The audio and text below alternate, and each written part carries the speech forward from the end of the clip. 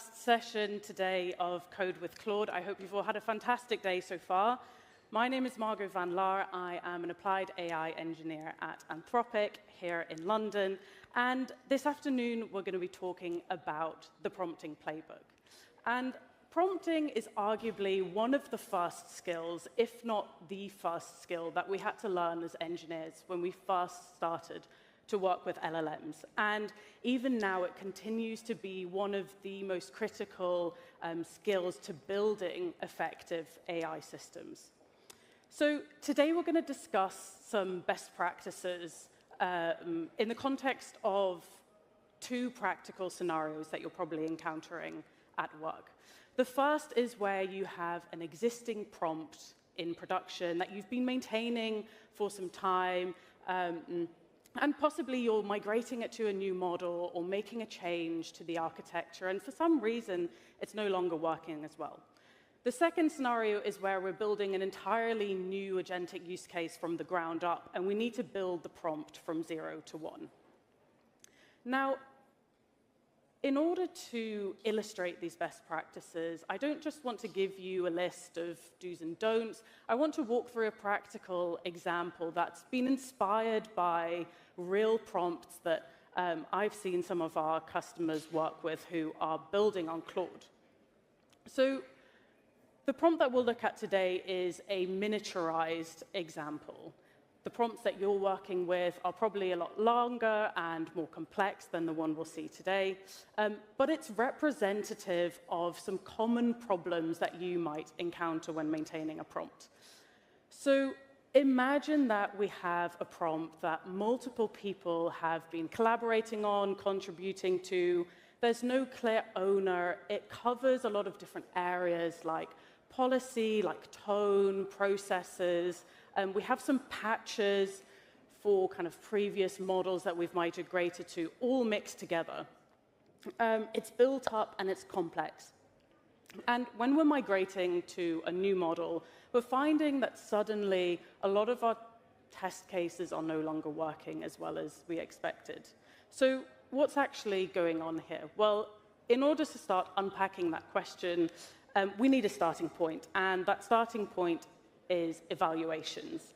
We need evaluations to provide that rigor to understand whether a change to our prompt is actually correlating to an improvement in its performance.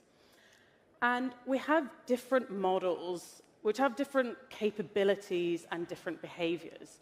And when you migrate to a different model, it could be that your system is no longer working as well for two reasons. First of all, if the new model might be capable, but it's behaving differently, and therefore we can tune our prompting to fix that behavior. The second case is where actually the model that we're changing to isn't as capable, and no amount of prompting is going to fix that. So we need to have an eval suite to act as a way of testing that regression so that we can apply our prompting best practices to that. So in the example that we're going to be looking at today, as I said, it's going to be a miniaturized example. We'll have 5 test cases in our eval. In reality, you'll have a lot more test cases in your eval suite, but the key thing here is that it's representative of 3 key cases that we need to cover. Those 3 key cases include having a control case, which is a case which should always pass. It's something that we know the model handles well. It's unambiguous. The second is edge cases. And these are cases where we've seen the model fail before. And by including instructions into the prompt, we're making sure that same behavior doesn't slip through again in the future. And finally, and critically, we need to make sure that the model has a good understanding of the extent of its capabilities, where it should be handing off to a human, or where actually maybe it should be point blank refusing to answer a request. So in the example that we're going to be looking at today, we'll be using a prompt for a customer support bot for a telco company called Meridian Mobile. And these are the 5 test cases that we are going to be looking at today. We have a simple control case looking at, what's the data limit in the basic plan.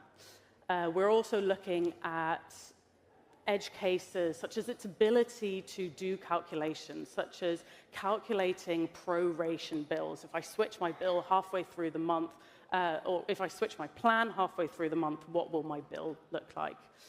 We want to check that it's accurately addressing key questions which are covered by our policy.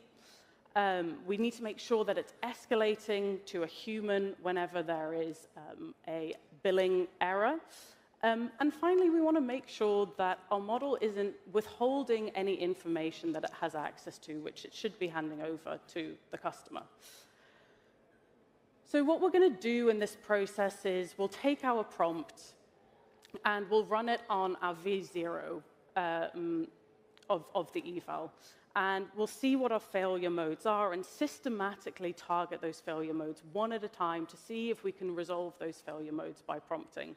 And along the way, we'll learn a little bit more about the kind of anti-patterns and traps to avoid. And this is representative of how we would apply these best prompting techniques in practice, right? We are rarely writing a prompt from scratch. We're often debugging an existing prompt. And best practice before we start targeting those failure modes specifically is to kind of apply our general prompting 101 best practices, applying general hygiene to clean up before we do the eval run. So let's have a little look at the example that we're going to be using. So what we're looking at here, first of all, before we look at the prompt, is just this vibe-coded web app that I've made for the presentation today so that we can look at how we're iterating on the prompt together. In this page here, I can easily run my evals on all 5 test cases and inspect the results in a little bit more detail. So before we have a look at the prompt, I'm just going to run the evals in the background. This is a pretty good first pass at a prompt. When we look at this, we've defined the bot's role at the top. When we scroll down, we've given it some data. We've given it some information on how to reason over the answers that it should be giving to the customer. It's giving some critical instructions around the tone it should use, how to do calculations, etc. And then finally, we're passing in our customer account context and our user message. So let's have a look at how our first pass at the evals did. So we can see, as we expect, our control case, all of our test cases have passed. This is what we expect for this unambiguous test case. But it's performing pretty poorly in these other areas.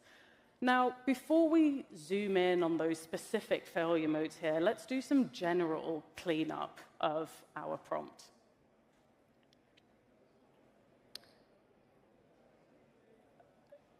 So as we mentioned, when we look through this prompt, there's a couple oddities here already. So for example, the first one is we're telling the bot that it's a human, which just isn't true, right? We can see as we scroll down, there's clearly some information here that has been copied directly from a website. So the key giveaway here is a reference to a hero image. There's even some references to cookies at the bottom. So we need to remove a bit of redundant information.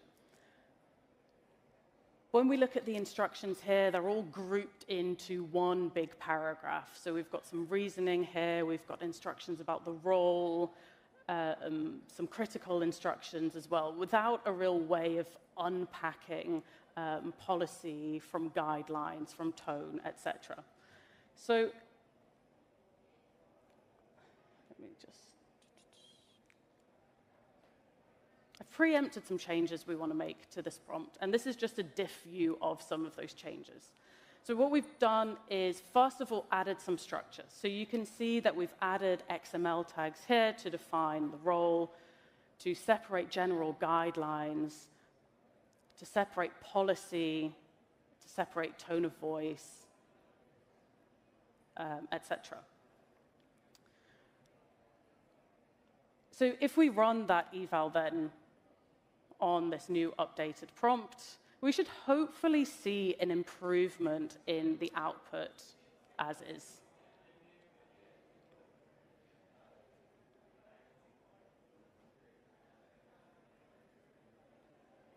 So we can see just by clearing up the prompt, we've already improved the model's performance on this prepaid scenario.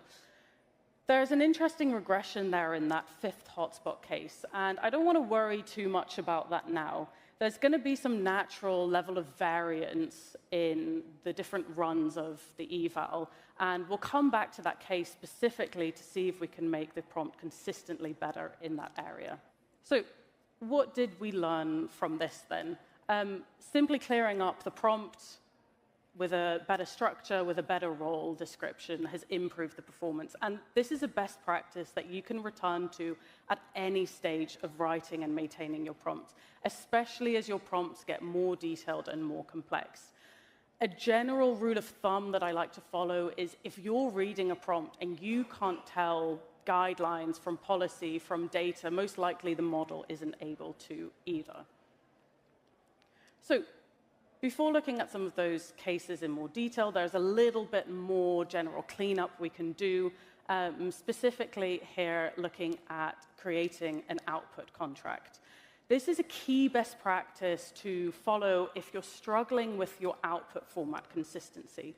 Now, in this case, we have a customer support bot. We want it to reply in a conversational tone. So it's unlikely to be a big issue in this case, but it's something to bear in mind if you're dealing with more complex output structures like nested JSONs, for example.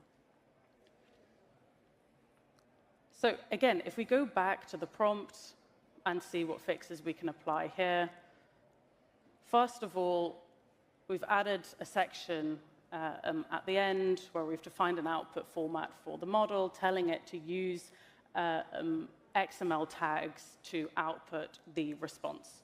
But the prompt is not always the most effective way of handling issues.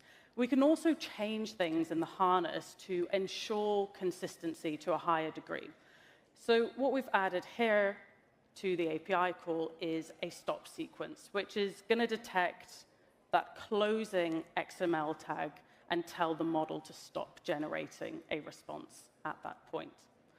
Now, when I run the eval here, I don't necessarily expect to see any clear improvement in performance, but it's a general best practice that we should be following, and as I said, is something that we should remember, in particular when we have more complex output schemas.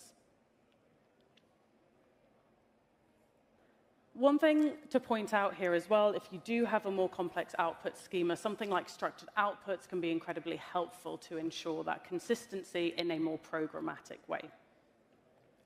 Okay, so after the cleanup then, we can see that we now have 2 test cases which are consistently passing, but we have 3 key failure modes: the proration, the billing error, and the hotspot.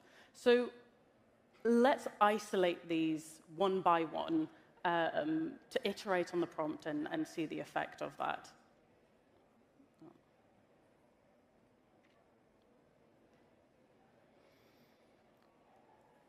First of all, then, the hotspot question. So the question is, how much hotspot data is on my unlimited plan? What we expect the model to do is state directly the amount of hotspot data that the customer has.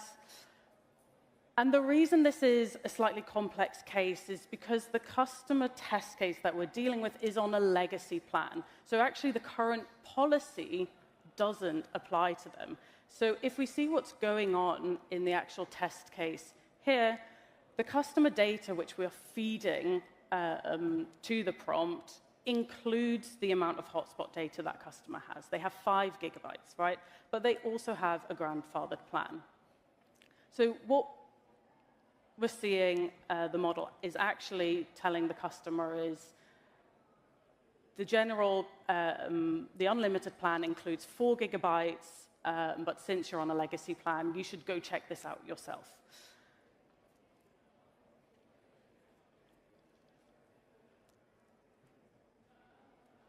So let's have a look at the prompt then to see why the model is deflecting this question to the customer account URL rather than actually giving the information itself. Now, if we read this prompt, originally it said, we changed our plans recently, and the policy doc shows the current plan data and customers on grandfather's plan have different rates. Never give a customer the wrong plan details. Instead, point them to the URL.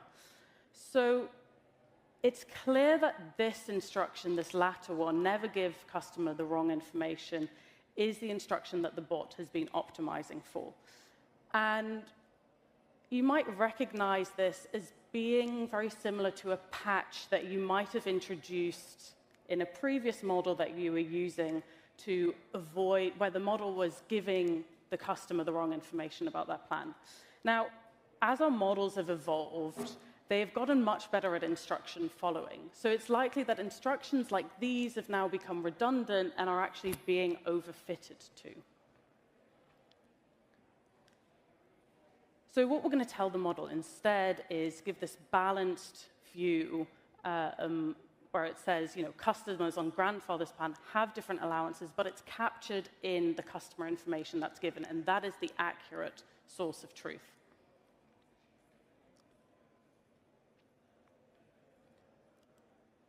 So running the eval here, we should hopefully be addressing all of the test cases for the hotspot case. Now, I am running this live, so there could be some variability here, but we see here that now clearly all of our test cases are passing.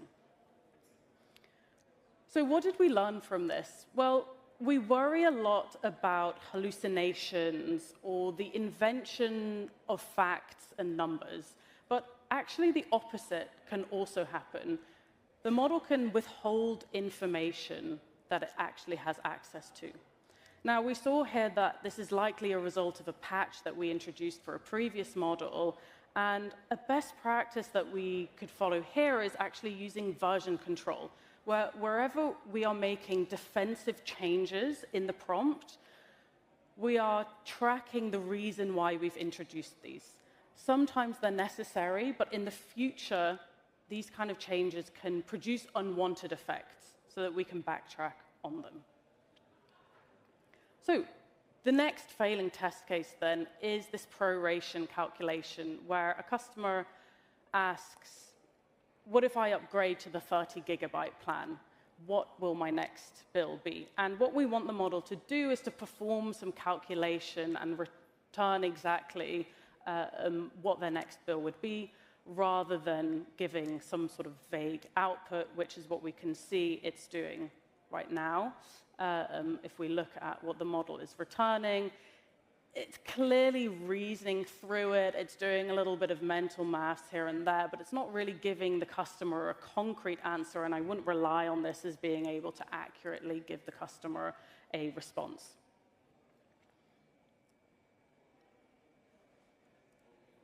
So if we look at the prompt then to see how we can fix this, in the original prompt, we can see that all the instructions that were given to it is telling it, don't ever give a customer a vague answer. Critical, always calculate any prorated amounts correctly.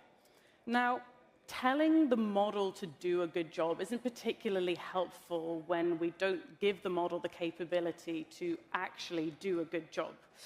We want to avoid the model doing mental math. So what we're going to introduce is give the model a tool. So we're saying in the prompt, whenever you're doing any calculations, please use the calculate proration tool to do so.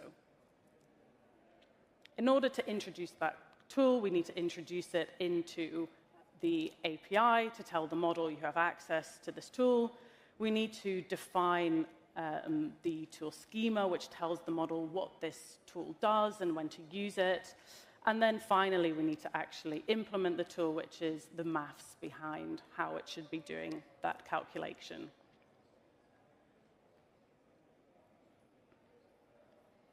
So running that eval then for another pass.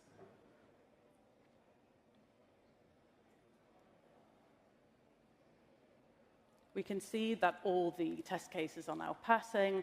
It's clearly done the maths using the tool in the background and returning the correct response. So the key lesson to take away here is instructions don't add capability.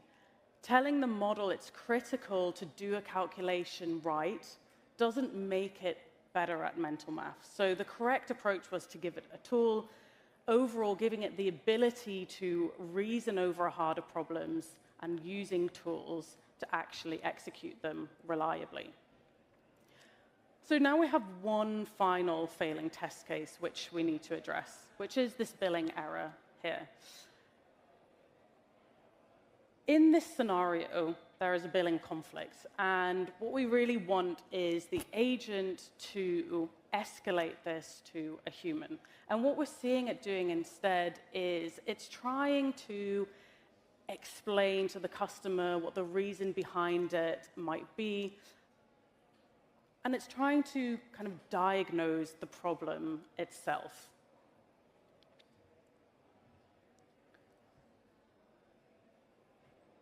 So in order to fix this behavior, let's again have a look what it was told in the prompt. We see in the initial instructions it was giving, it says, avoid escalating or transferring to a care specialist unless absolutely necessary, as it costs approximately $8 and it counts against our team's fast contract resolution. Now, this is only giving one side of the story, right? We're telling it what the cost is to escalating, but not the benefit, which means it's going to overfit again to not escalating this scenario. And second of all, we've got this clear conflict between what we've defined in the eval in terms of what we want the model to do this escalation versus what we're actually telling it to do. And the fix that's relevant here is to give it both sides of the story by saying it costs $8 to escalate a case, but actually, if you get this wrong, then it's going to cost you a refund as well as customer trust. Again, here we observed how the model optimizes for a goal, and this kind of instruction is a common instruction to give. It's quite similar to the one we saw earlier, where we didn't want it to overfit to a certain type of behavior. But it's the kind of instruction that can be followed quite differently by different generations of models. And specifically, as models become more intelligent, we need to remember to state both sides of the trade-offs, because our models are becoming better themselves at making those trade-offs themselves.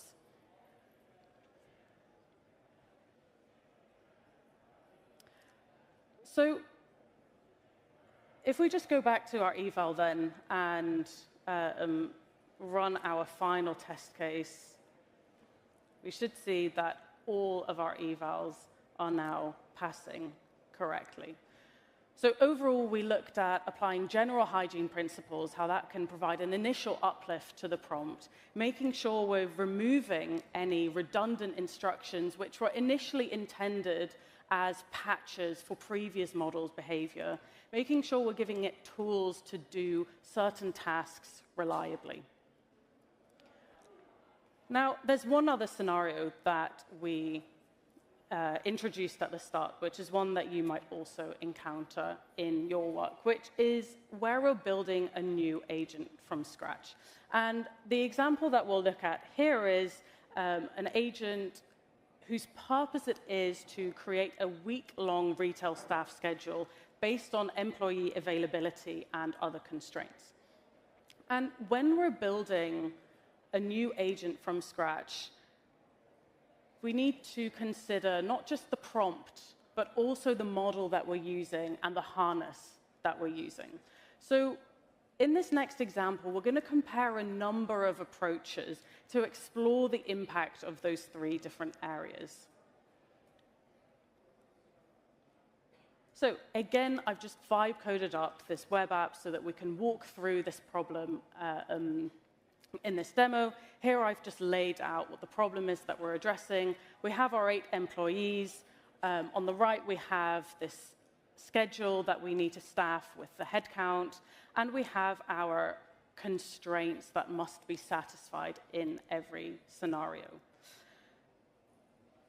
Now, because we have these hard rules, rather than using an LLM judge like we did in the previous case to do the grading, we can actually use just a Python function which programmatically checks for every schedule that's generated how many violations were made.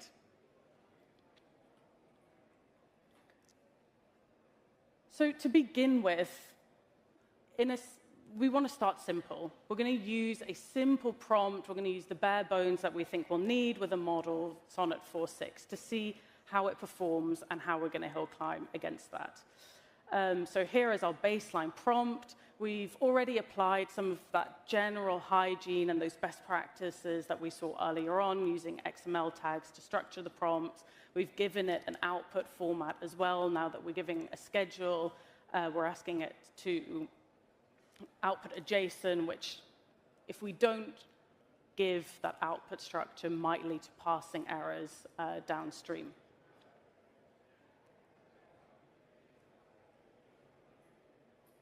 When we run the simple model on a first iteration of the evals, all cases fail. Now, just what we're looking at here is in our test set, we're essentially repeating, we're doing 5 trials here, and these numbers are showing how many violations were made in each trial.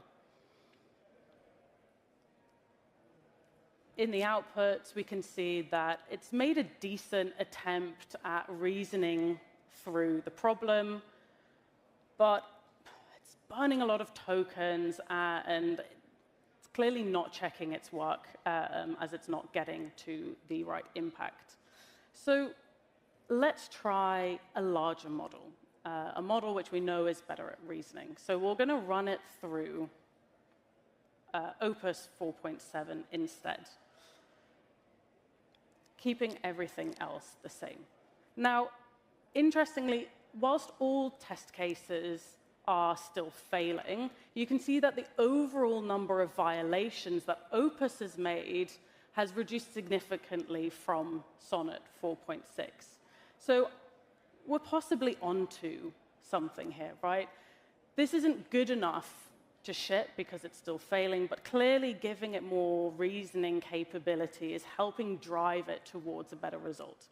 So what we're going to try next is using Opus with adaptive thinking instead. So it can decide for itself how much thinking it needs, how much reasoning it needs to use to solve this issue. So no change to the prompt, really just a change to the API here.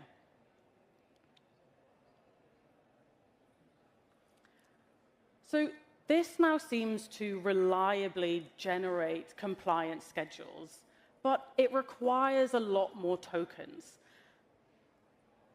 We're tripling, essentially, in the number of tokens that we're using here, and we're tripling the latency. So we want to try and see if we can optimize that cost-latency trade-off a little bit more.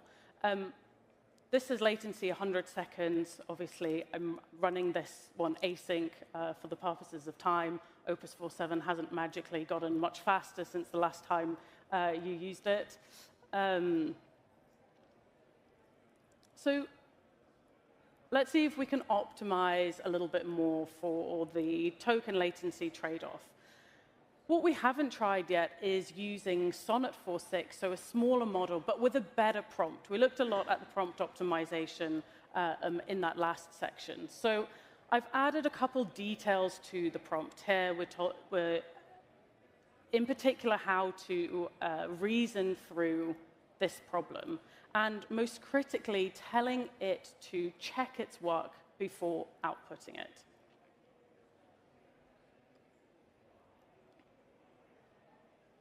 So when I ran that eval, we see that it passes in 2 out of the 5 cases.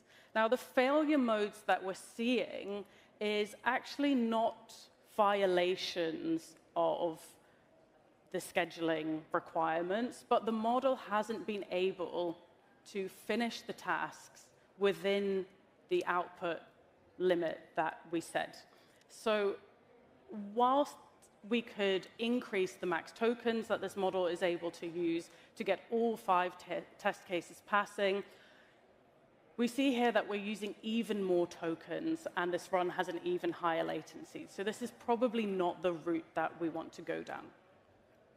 Now, as a final pass then, we want to look at doing this a little bit more agentically. So we're going to use this generate, evaluate, repair loop, where essentially the generator now creates a first draft of the schedule.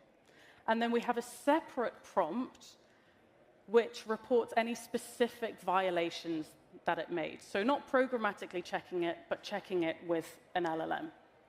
So we're checking for every rule, and we're providing evidence of every violation. And we then have a third repair prompt, which receives any violations that were made and tries to make targeted fixes to it. So we have 3 very simple prompts, but they're now running independently rather than trying to do everything in one large prompt. So we can see in this case our agentic approach has solved all of our test cases with a much lower number of tokens and with a lower latency than trying Sonnet 4.6 with a better prompt. So going forward, it seems like there's 2 appropriate approaches to take here. Using Opus 4.7 with adaptive thinking, or using this agentic loop. Now, moving forward, we'd probably want to do a little bit more optimization on this loop to try and get it to be more efficient. But there's one key benefit as well from using this generate, evaluate, repair loop. And that is that you can put in soft requirements at runtime. So in the evaluation prompt, we can say, Harry doesn't like working with Sally, so as much as possible, try and separate them from working together. Or we need a third shift on Wednesday, for example. So it means that you're not having to make changes to the Python function, which is doing the evaluation in the back end every time to satisfy for any soft constraints, which might depend just on a case-by-case basis. So to wrap up then, pulling all of those learnings together, what did we see? Well, we looked at 2 scenarios which I as an engineer see most in my day-to-day, which is where we're maintaining a prompt, we're migrating to a new model which has some different behaviors, and building a new use case from scratch. We saw that general hygiene principles, following those can immediately uplift the performance against a set of evals, and that we need those evals to be able to rigorously see any impacts of changing our prompt on the output. Then we saw this process of targeting failure modes one by one, adding structure, avoiding long ban lists, etc., were all things that helped push our model to the correct behavior.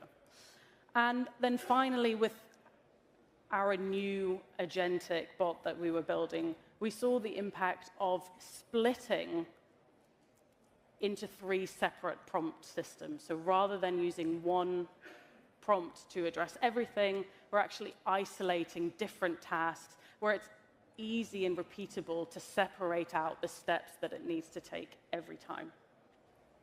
Thank you so much for attending this afternoon. I hope you have a fantastic rest of your day. Tell it the situation and be like, hey, can you fix this for me? It's incredible. Now, let's talk about best practices. And the first one is not going to be a surprise, but the first one is use Claude.md files. So remember that Claude Code, like I said, is an agent, and it has some tools. It has some lightweight instructions in the prompt, but it doesn't really have memory. And so the main way we share state across kind of sessions or across our team when we fire up Claude Code in the same code base over and over again is this Claude.md file. So when we start Claude, what happens is if there's this Claude.md file in the working directory, it's just plopped into context. It's plopped into the prompt. And basically what it says is, hey, Claude, by the way, these are important instructions the developer left for you. Be sure to pay close attention to this. And there's various places you can put the Claude.md file. You can put it in a project and check it in so all your teammates share it. You could put one in your home directory if there's things you just want Claude to always know about, regardless of what you're working on. And the things you put in here are things like, hey, by the way, maybe this is how you run the unit tests. Or just so you know, to make kind of your searching and life easier, here's just like an overview of kind of how this project is laid out, where the tests live, what different modules are, things like that. Or here's our style guide, all sorts of things like that to just make Claude's life a bit easier. And you can build these things up over time. The other thing you can do, which is important, is permission management. When you're running Claude Code, there's all sorts of different kind of permission things flying by. Kind of out of the box, what happens when you start our tool is for read actions. If Claude is searching or reading, we just let it go. But once it starts writing or running bash commands or doing things that could change stuff on your machine potentially, that's when we kick in this UI and it says something like, yes, always allow this, or no, I want to do something else.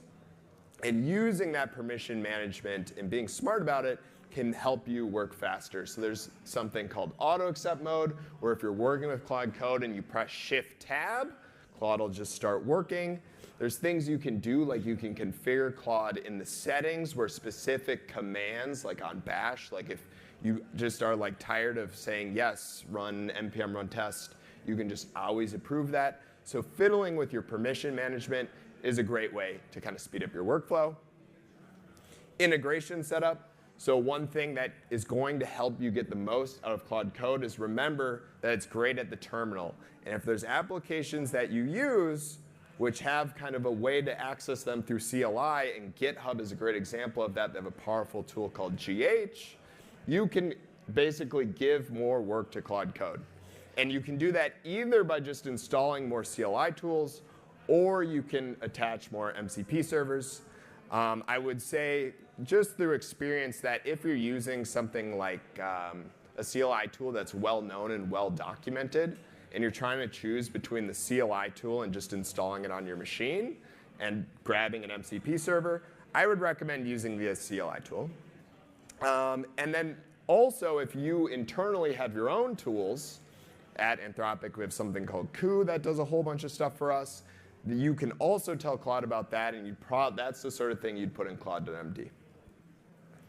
And then context management. So remember that Claude is an agent, and when it's what it does, it calls these tools, and the context builds up and up over time. And at least for Anthropic, our models have a context window of 200,000 tokens, and you can max this thing out. So you kind of have two options when you're in a long session with Claude and you're working and you're going back and forth. You'll see in the bottom right, you'll start to get this little warning that'll say, hey, you're starting to fill up the context window. And kind of depending on what's going on, you have two options. You can run /clear and just start over, and that clears everything out, except for instance, Claude.md. Or you can run /compact, and what'll happen is basically it's like a user message is inserted, and it just says something like, hey, I need to go summarize everything we've been up to. I'm going to give this to another developer, and they're going to pick up where I left off. And then that summary is what kind of seeds the next session, and you can go from there. We spend a lot of time tuning this kind of compact functionality so that as you max out the context window and then run compact, you can start back over and keep going. Efficient workflows. What can you do with Claude Code? And how do you get the most about it? So using planning and to-dos. I talked a little bit about this before. But one of the best things you can do is when you open up Claude Code, instead of saying, hey, I need you to fix this bug, you can say, hey, I have this bug. Can you search around, figure out what's causing it, and just tell me a plan how we're going to fix it. And this can save you a lot of time because you can verify, you can read Claude's plan, and you can verify what it's going to do.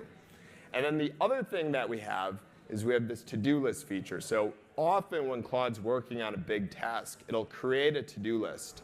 And if you're kind of paying attention, you can kind of watch this to-do list. And if you see anything kind of weirder in there or something that doesn't make sense, that's when you can press escape and say, hey, Claude, let's change the to-do list. I think you're on the wrong path. Smart vibe coding. So it's very tempting and it's very powerful to just let Claude work and press enter and see what happens at the end. I think there's a few things that can help make this better, and there's, I think, a talk later today about just this for 30 minutes. But doing things like having test-driven development, having Claude make small changes, run the tests, make sure they pass, always having Claude do things like check the TypeScript and the linting, and then commit regularly so that if it's kind of going off the rails, you can always fall back and try again. You can use screenshots to guide and debug. So Claude is built on top of our models, which are multimodal. You can always just grab a screenshot, paste it in, or if you have a file somewhere that's an image, you can just say, hey, Claude, look at this mock.png, and then build the website for me, or whatever. And then advanced techniques. So as you're getting used to using Claude, what are some things you can think about to kind of push things to the next level? And one of the things we see, both internally and with customers, is when you've started to use this tool for a while, it's going to be very tempting to use multiple Claudes at once. And so I know people at Anthropic and a few customers that run 4 Claudes at the same time. There's various ways to do this. You can have it in tmux or just different tabs, all sorts of crazy things. So I would challenge you to try getting multiple Claudes running at once and kind of be orchestrating all these things. It's quite fun. I can only do 2, but I know people that do 4. Use escape. So escape is your best friend. While Claude is working, you can kind of keep an eye on what it's up to, and you can press escape to stop it and interject and say, hey, I think you're going on the wrong path, or I want you to do something else. Knowing when the right time to press escape is versus just letting Claude figure it out is key to getting the most out of the tool. And there's a hidden feature, not too many people know about it, but if you press escape twice, you can actually jump back in your conversation. You can go back and you can kind of reset. Tool expansion and MCP. So this is taking it to the next level. If you feel like with Bash and with the tools that Claude has that it still can't do something, this is when you should start looking at MCP servers. And then headless automation. I think this is a thing we're most excited about, but also we are still trying to wrap our heads around internally, which is how can we use Claude programmatically. We have that in GitHub Actions. We want to figure out other creative places we can start using it. And I would challenge you all to do the same. So with that said, I'm going to jump over to my computer because there's one other best practice, which is it's always good to stay on top of everything that's new. So we're shipping super fast. I'm just going to go over a few things that are new as of today. One thing is when you're in Claude now and you fire it up, you can do /model. You can see what model you're running on. I'm on default, which happens to be Sonnet. We can jump over to Opus. You can do the same thing in /config. Switch it here. So that's new. Make sure you're running the model that works for you. There's another thing that's new about these models, which is you can say something like, can you figure out what's in this project? And for a long time, for a while, we've had this like think hard or extended thinking.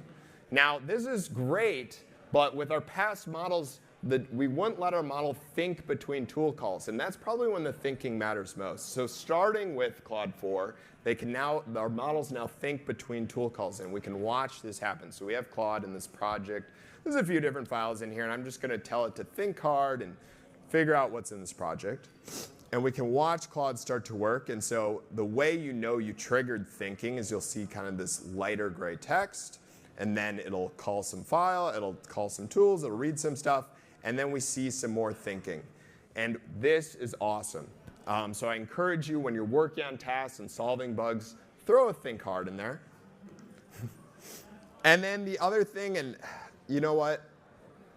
We'll just throw it up real quick, is I have this in VS Code, but of course this is in JetBrains as well. But we have these new great integrations with VS Code and JetBrains. We can do things like Claude's going to know what file I'm in, what file am I in. That is not what I meant to say, but Claude's going to figure it out. And you can do things like this.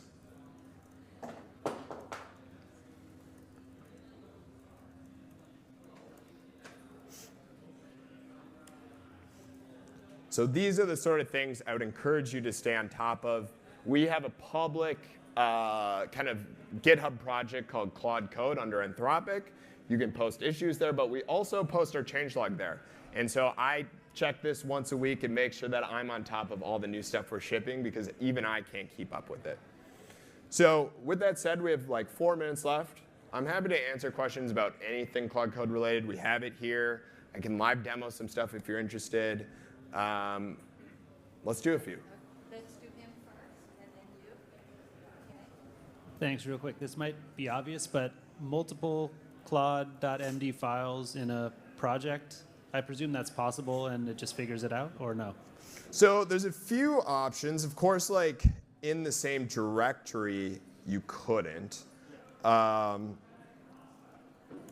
you could have one here and one in a subdirectory. And I think we changed this so that all the subdirectory ones aren't read in, because like Anthropic, we have a monorepo, and people would open it at the top and blow up their context with all the Claude MDs. So we encourage Claude, when it's searching around and it discovers Claude.md files in child directories that are relevant, to be sure to read them. But by default, it just reads the Claude.md file in the current working directory when you fire it up. And then also you can set one in like your home directory. There are things you can do though. We have this new thing, like in your Claude.md, you can start referencing other files. So you could, for instance, do something like this with an @ sign. If you have other Claude.md files that you just kind of know you always want to read in, to do something like that. Hi. Okay. I have not had luck getting Claude to respect my Claude MD. Like, there's one thing particular. Yes. Where I'll ask it to refactor something, and then it will leave inline comments explaining the what Yes. of it is, and it's like something that's extremely Yes. obvious.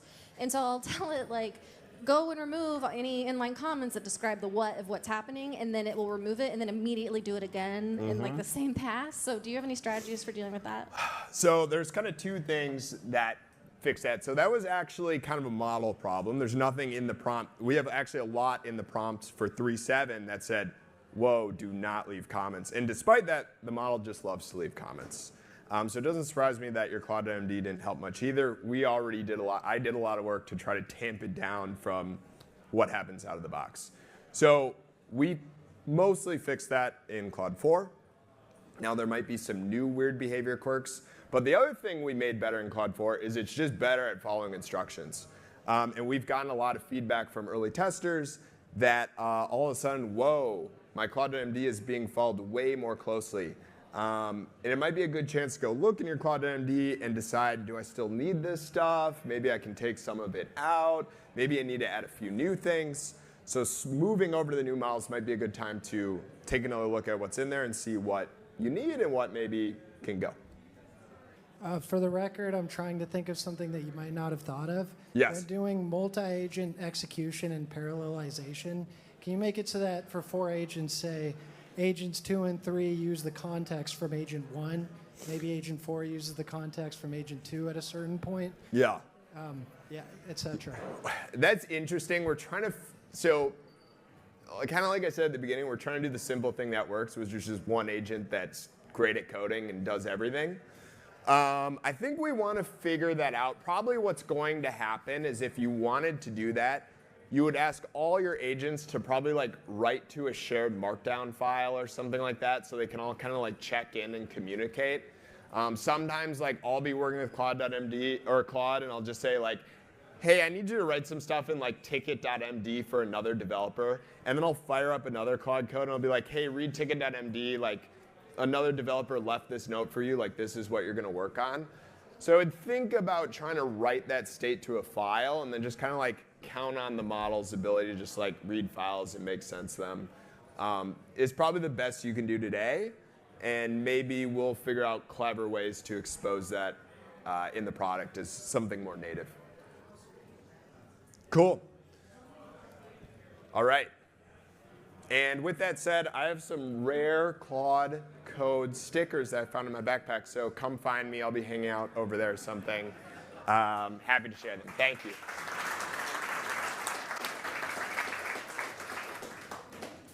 Can everyone hear me? Thumbs up, all good? All right. Everyone, I hope that you have had a fantastic day at Code with Claude London so far today. My name is Will. I'm on our engineering team at Anthropic. I sit on a team called Applied AI. What that means is I essentially split my time between internal engineering work and time spent building agents with customers. So folks, imagine that you built and shipped an agent to solve a problem. I'm sure that's something that a lot of the folks in this room have actually done. And imagine that this agent worked fantastic, right? But it worked so well that a few weeks after shipping, you were asked to add some additional capability to the agent. A few weeks after that, you received more business requirements and you added additional capability.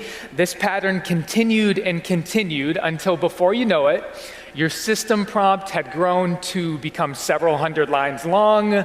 You have dozens of tools and sub-agents that exist for your agent. And because of the complexity, you've started to see regressions in the areas that your agent was previously accelerating in. So if this is you, you're not alone. We see this type of scenario happen pretty commonly with customers and actually with ourselves included in that. So within this workshop, we are going to simulate an agent that has essentially grown to a complexity where we start to see degradation in its performance. We're then going to walk through some of the decisions that we as engineers and architects make in order to improve the design of our agent to restore the performance that we expect with the additional capability. Specifically, we're going to make some decisions around tools and skills and sub-agents. As we modernize the stack of our agent, we want to make sure that we're using the right agentic primitives at the right time.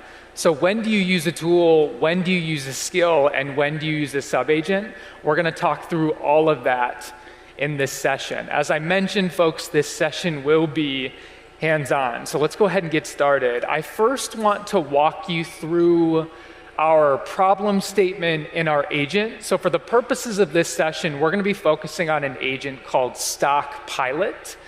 This is an inventory management agent that was designed by and for a mid-sized retailer. The agent that you see on the screen can do several things. It can flag low levels of stock. It can forecast demand. It can pick suppliers. It can file POs. And ultimately, it can write weekly reports for the employees of this retailer.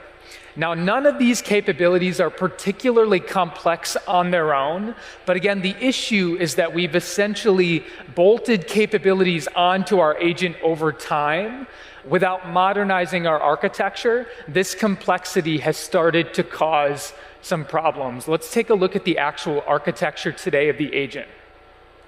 Folks, today the agent is facilitated by a single orchestrator. So you see the Stock Pilot orchestrator sitting at the top of the screen.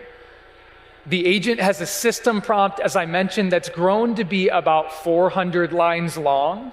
It has 12 different tools. 3 of those tools happen to be wrappers around sub-agents with completely isolated context windows. So if you have the repo pulled up, which we'll go into more detail in just a bit, there's an agent that's under a folder called Before, which essentially walks through this agent exactly. So again, orchestrator, long system prompt, a lot of tools. We have a lot of sub-agents.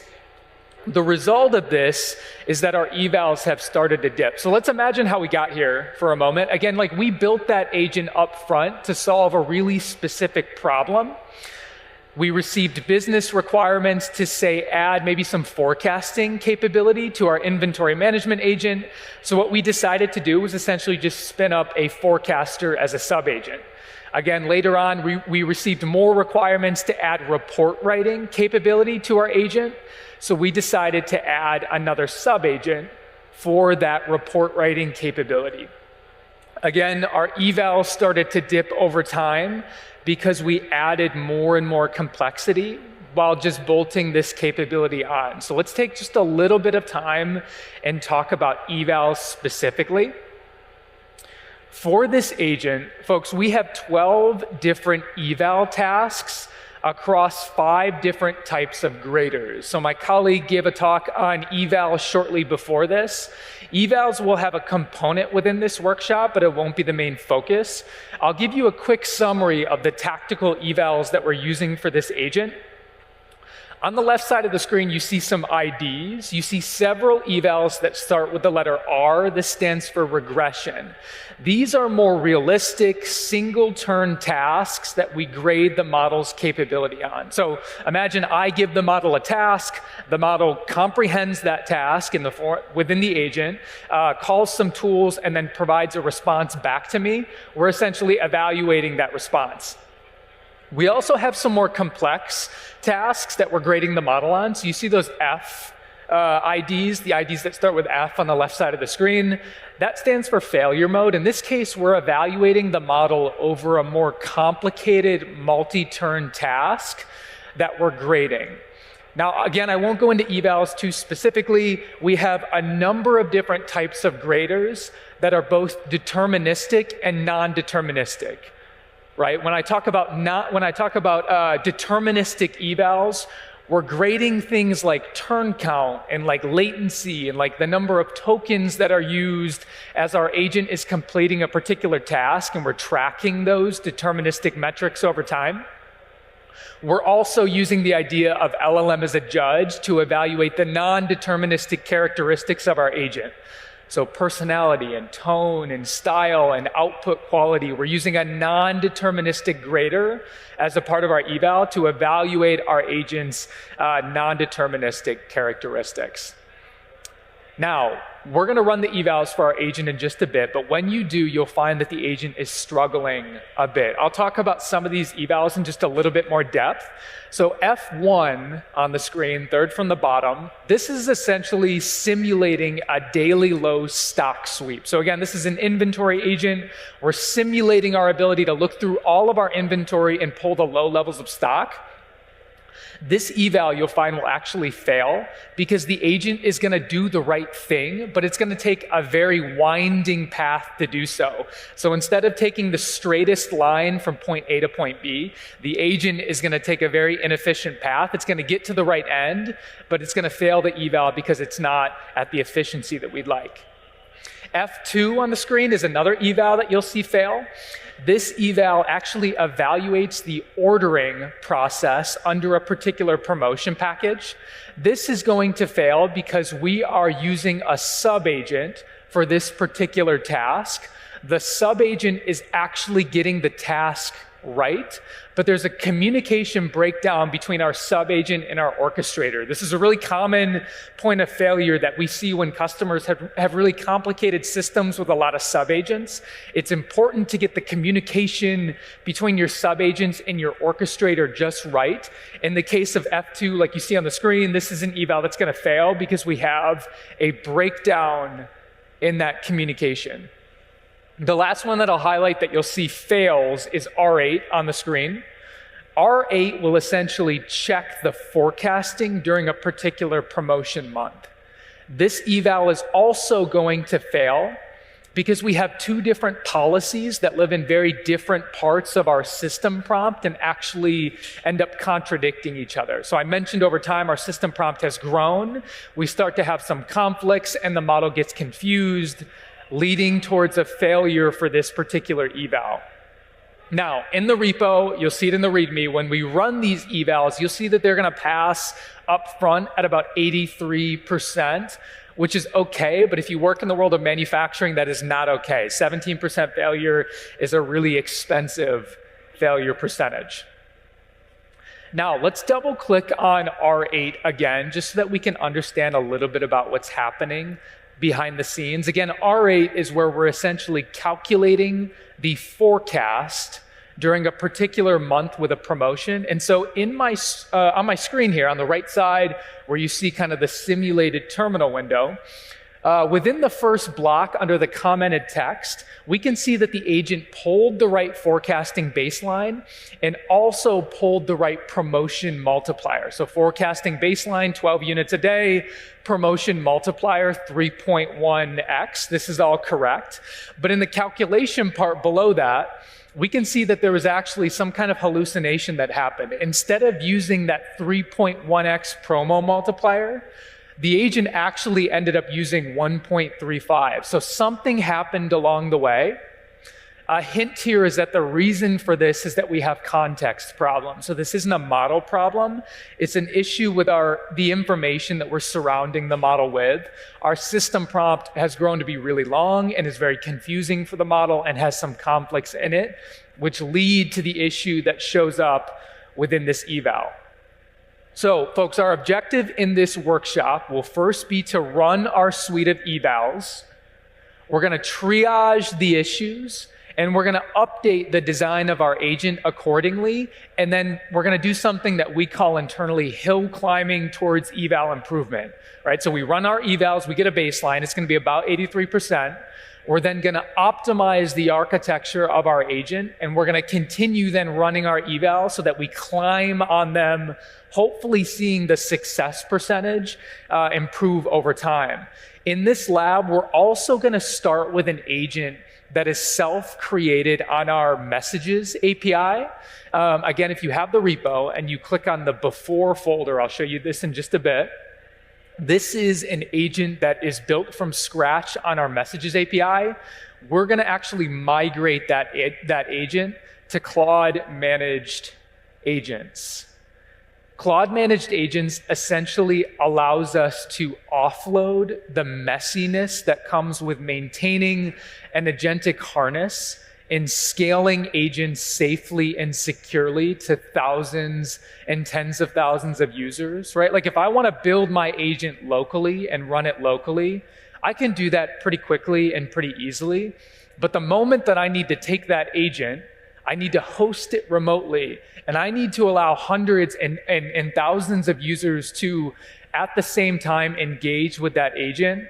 There's an infrastructure problem, there's a scaling problem, there's memory, there's security, there's so much that I have to account for.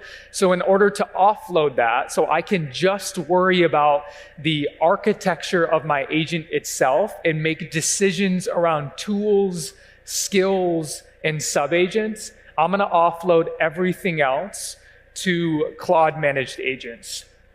So again, to break that down just a bit, there's been a few talks on CMA so far today, but this is really where we're able to separate the agent from the session details, from the sandboxed environment where tool calls are actually happening.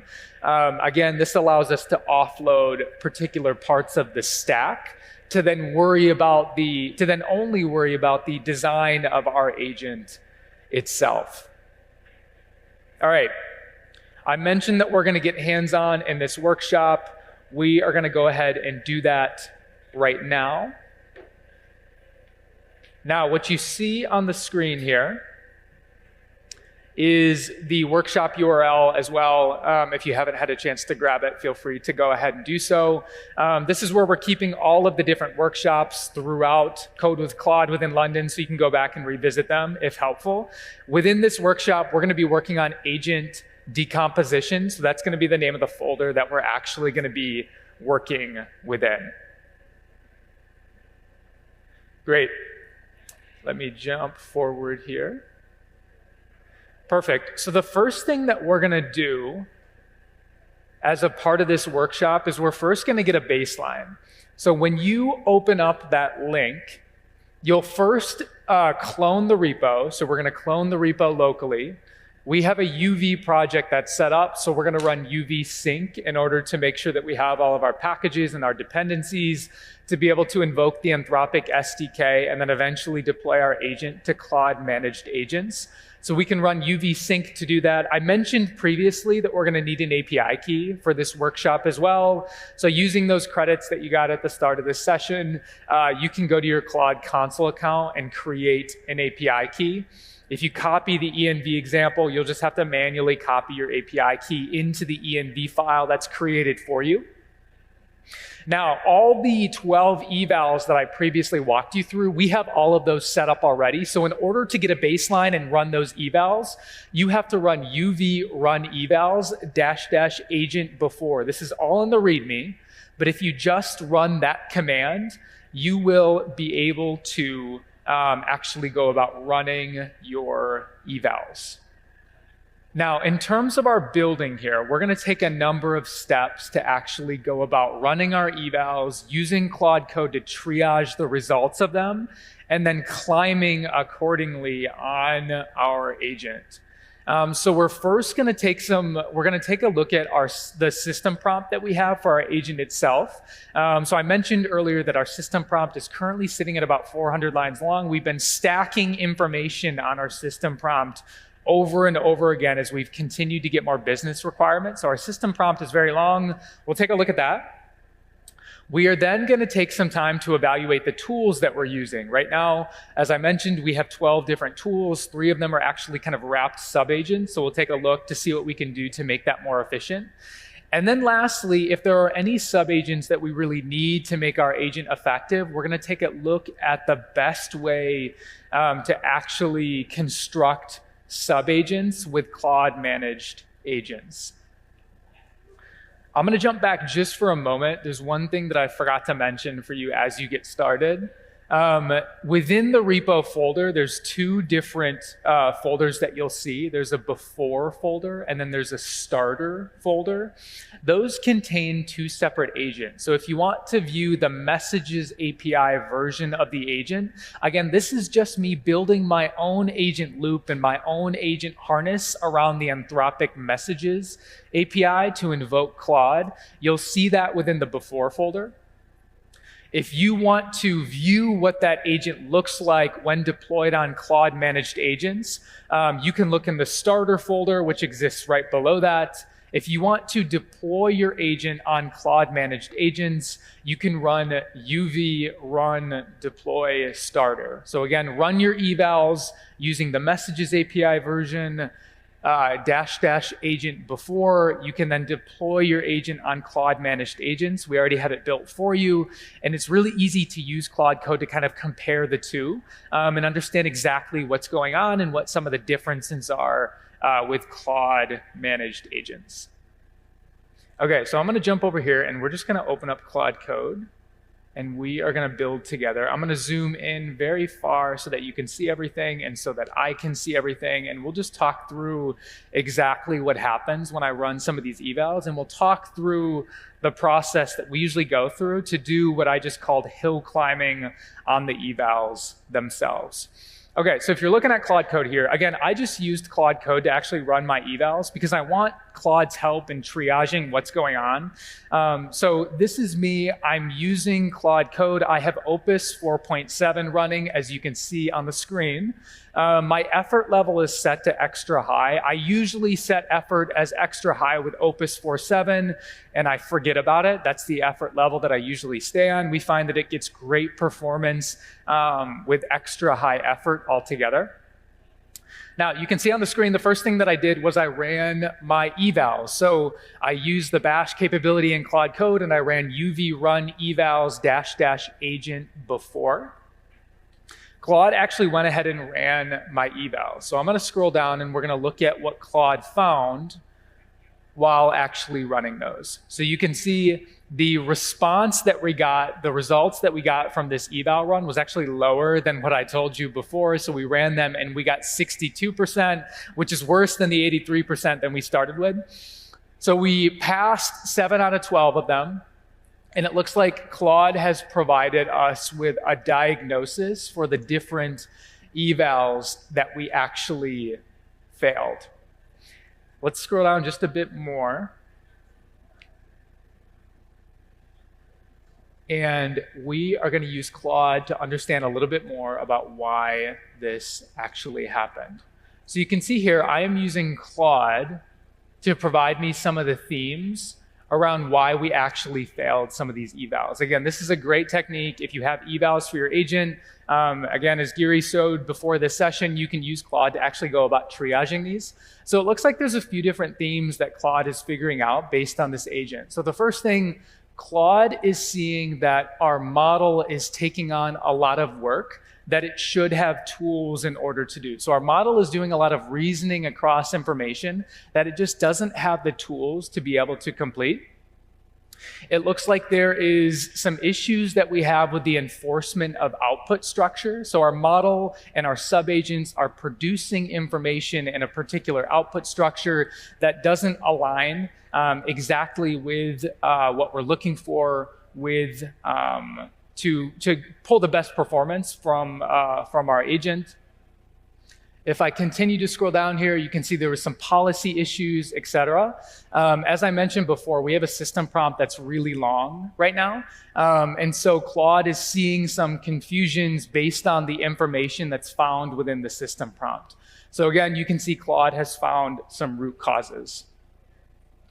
Now, we're going to do a few different things here. Again, we're going to go one by one and address some of the areas that we're seeing issues on within our agent. So I'm going to scroll down here, and we are going to use Claude Code to triage some things within our agent. Okay, so the first thing that I'm going to ask Claude to do, we're going to talk through this. Claude is making some changes, which is great. System prompts tend to get very, very long when we accumulate agents over time. So the first prompt that I ran, if you're following along, feel free to go ahead and do this. I encouraged Claude to look at my agent.py file, which is where our main CMA agent loop is located. Again, that's agent.py. And I essentially said, hey, Claude, do you have any thoughts on the system prompt? Maybe I can use skills instead of a long-running system prompt for progressive disclosure.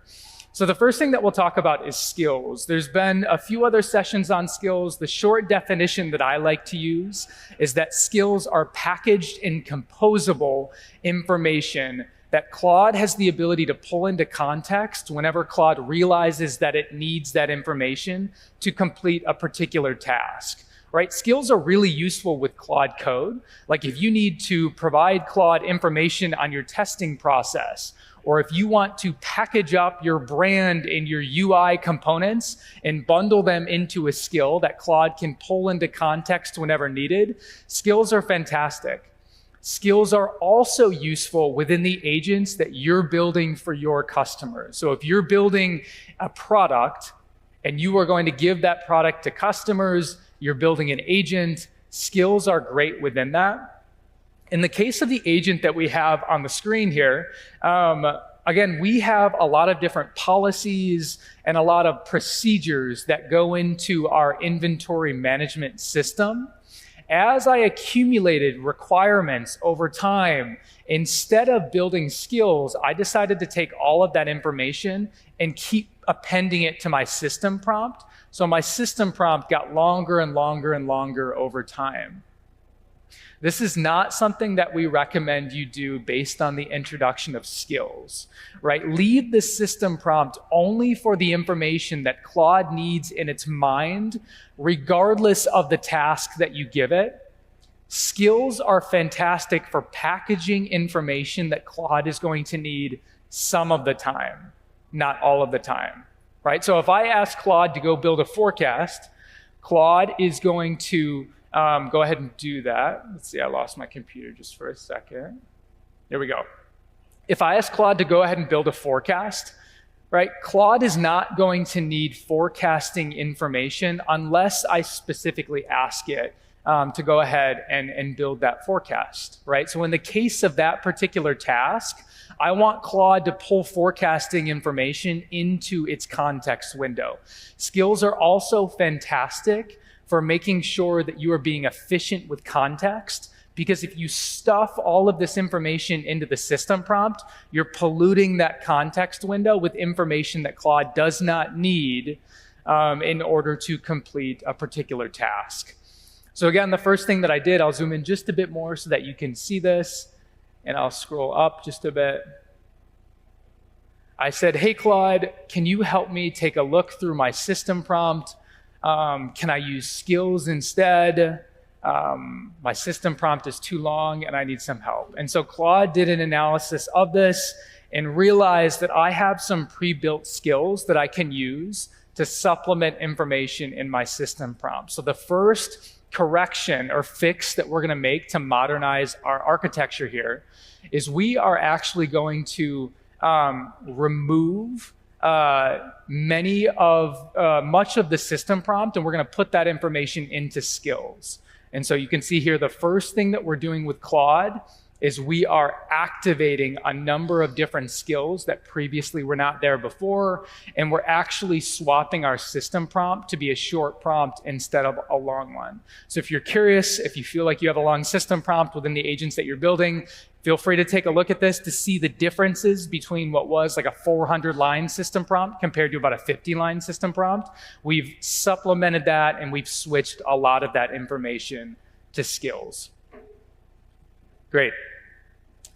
I am now going to continue working with Claude. So you can see we made those changes here, which is fantastic. There's some evals that I can go rerun. I'm going to ask Claude to do one more thing, and then we're gonna rerun some of our evals to see where we've improved. So I mentioned before that we have 12 different tools. You saw those on the screen in the second slide that I shared. As a part of this inventory management agent, we have tools that we've created for everything.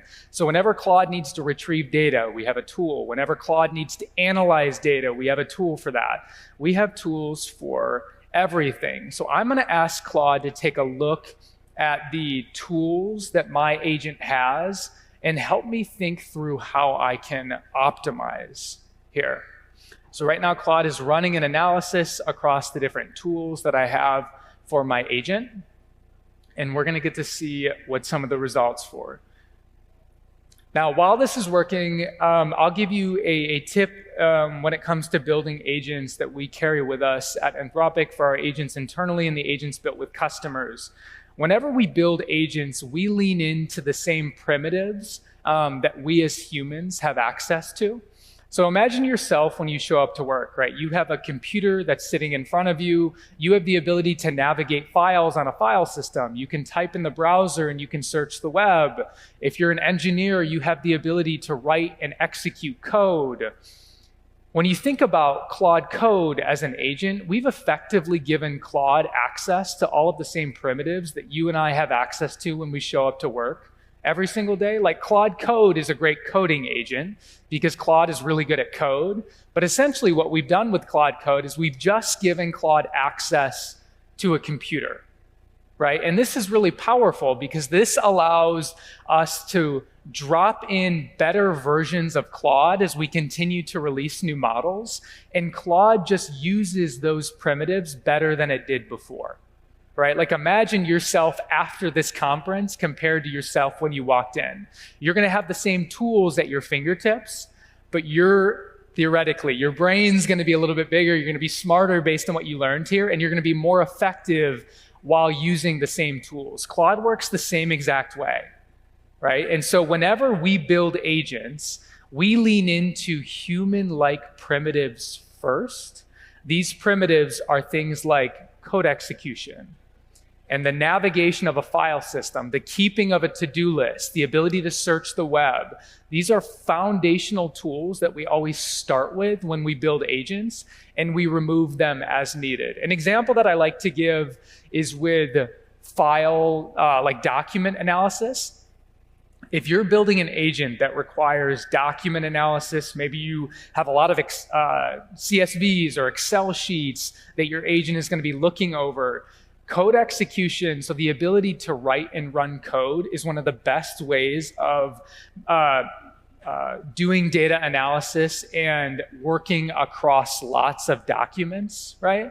Like if you need Claude to look across the CSV, giving Claude a bash tool so that Claude can write a quick Python script and reason across the results after running that Python script is much more effective than just uploading the entire CSV into Claude's context window, right? So again, we lean into these computer-like primitives first when building an agent. So if I scroll down here, that's exactly what we did here. You can see we took a lot of steps and we actually removed most of the tools that exist within our agent, and we replaced them with some of the primitives that I talked through previously. This is an inventory management agent that leans really well to this. I have the ability to consolidate and remove a lot of the tools that I'm using to reason across excels and reason across forecasting data and just give Claude access to the same tools that Claude Code has in order to do that. What's cool about this is that when you build using Claude managed agents, these tools are actually included by default.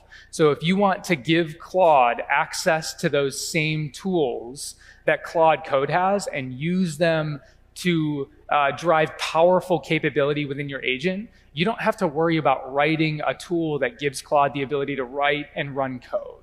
Or you don't have to write a tool that gives Claude the ability to use the file system. You can just rely on those built-in tools that we have built ourselves for Claude Code that we just make available through Claude managed agents. I'm going to ask Claude to rerun an eval. The evals to see if we are getting better. Now, with your agent, there's always going to be the need to add some custom tools as well. Like you're only going to get so far by giving your agent the same tools that we give Claude Code. So we always start with those primitives like code execution and web search and to-do lists, etc. We always start there. And then we either remove those tools as we don't need them, right? There might be some agents where we just don't need web search, so we'll go ahead and remove that tool. And then we'll add custom tools whenever we need them, right? So again, when you think about tools, I encourage you to start with those Claude Code primitives, those human-like primitives, and then add custom tools only as you need them. In the case of this specific inventory agent, we were able to remove most of the tools and replace them with Claude Code. So you can see right now, Claude is redeploying my agent to Claude managed agents. So again, I have my agent locally. I am redeploying it based on some of the changes that we've made. And now I can rerun some of my evals to see the results. So you can see in that last command, I'm rerunning the F1 eval, and we're gonna see what happens as a result. Now, we always get a lot of questions when it comes to MCP. So in the case of CMA here, you have a couple different options when it comes to tools. You can first lean on those Claude Code primitives, things like web search and code execution and file system. Again, that's what we start with. You can then create just custom tools, so standalone tools that only your agent has the ability to use. Then you can connect your agent to MCP. We see a lot of folks run towards MCP first, and a lot of our customers end up in this ecosystem where there's a lot of kind of chaotic MCP servers that exist. A lot of times they have overlap, which can create some problems. So when we build agents, again, we start with those Claude Code tools. We then create local tools only for our agent. We don't run to MCP. And then only in the case where we have a common collection of tools that multiple clients will benefit from accessing, do we go about the process of collecting those and publishing them as an MCP server. So only when we have multiple agents, maybe multiple Claude Code clients that need to access the same set of standardized and governed tools, we run towards MCP. Something else that's becoming increasingly common throughout the industry is leaning on Claude's ability to effectively use code execution as a means of executing tools. So we see a lot of capabilities coming out around just giving Claude access to use CLIs and invoke APIs using code and actually run tools using code instead of MCP. One of the drawbacks of MCP is that it does cause some context issues just in terms of polluting context and taking up a lot of space. So there may be some cases where you can just rely on code execution, either through CLIs or just by giving Claude the ability to invoke APIs using code as a means of creating more flexibility for your agent where you do not have to use MCP. So just something to keep in mind as you're building. Great. Okay, so Claude just got done. Looks like we have the before and after from some of the changes that we've made. And I think that this is pretty compelling, right? The first thing that jumps off the screen to me is the token usage. So before I was using over 200,000 tokens for a particular task. After leaning in on some of those file system primitives, you can see that that went down dramatically. This is a direct result of giving my agent code execution. So again, imagine instead of giving my agent a full CSV that needs to be read into context, I just give my agent the ability to write and run Python as a means of kind of navigating across all of that information. The agent uses a lot less tokens when it can write code and then run code and then read the results, instead of having to consume all of that data in Claude's mind and then use all of that kind of collective brain power to then make decisions based on the results. A few other things. We can see that our costs went down as well because we're just not using as many tokens, which makes sense. Our execution time went down as well. So this was a pretty good case where I think we got better overall, but this is not something that will happen all the time, right? We might see some cases where we regress, but this was the case where using some of those primitives as opposed to some of our more stagnant tools was clearly the right decision. Great. Okay, we're going to jump back and we're going to talk about sub-agents for just a bit. I'm going to copy another prompt to Claude, and we are going to investigate sub-agents.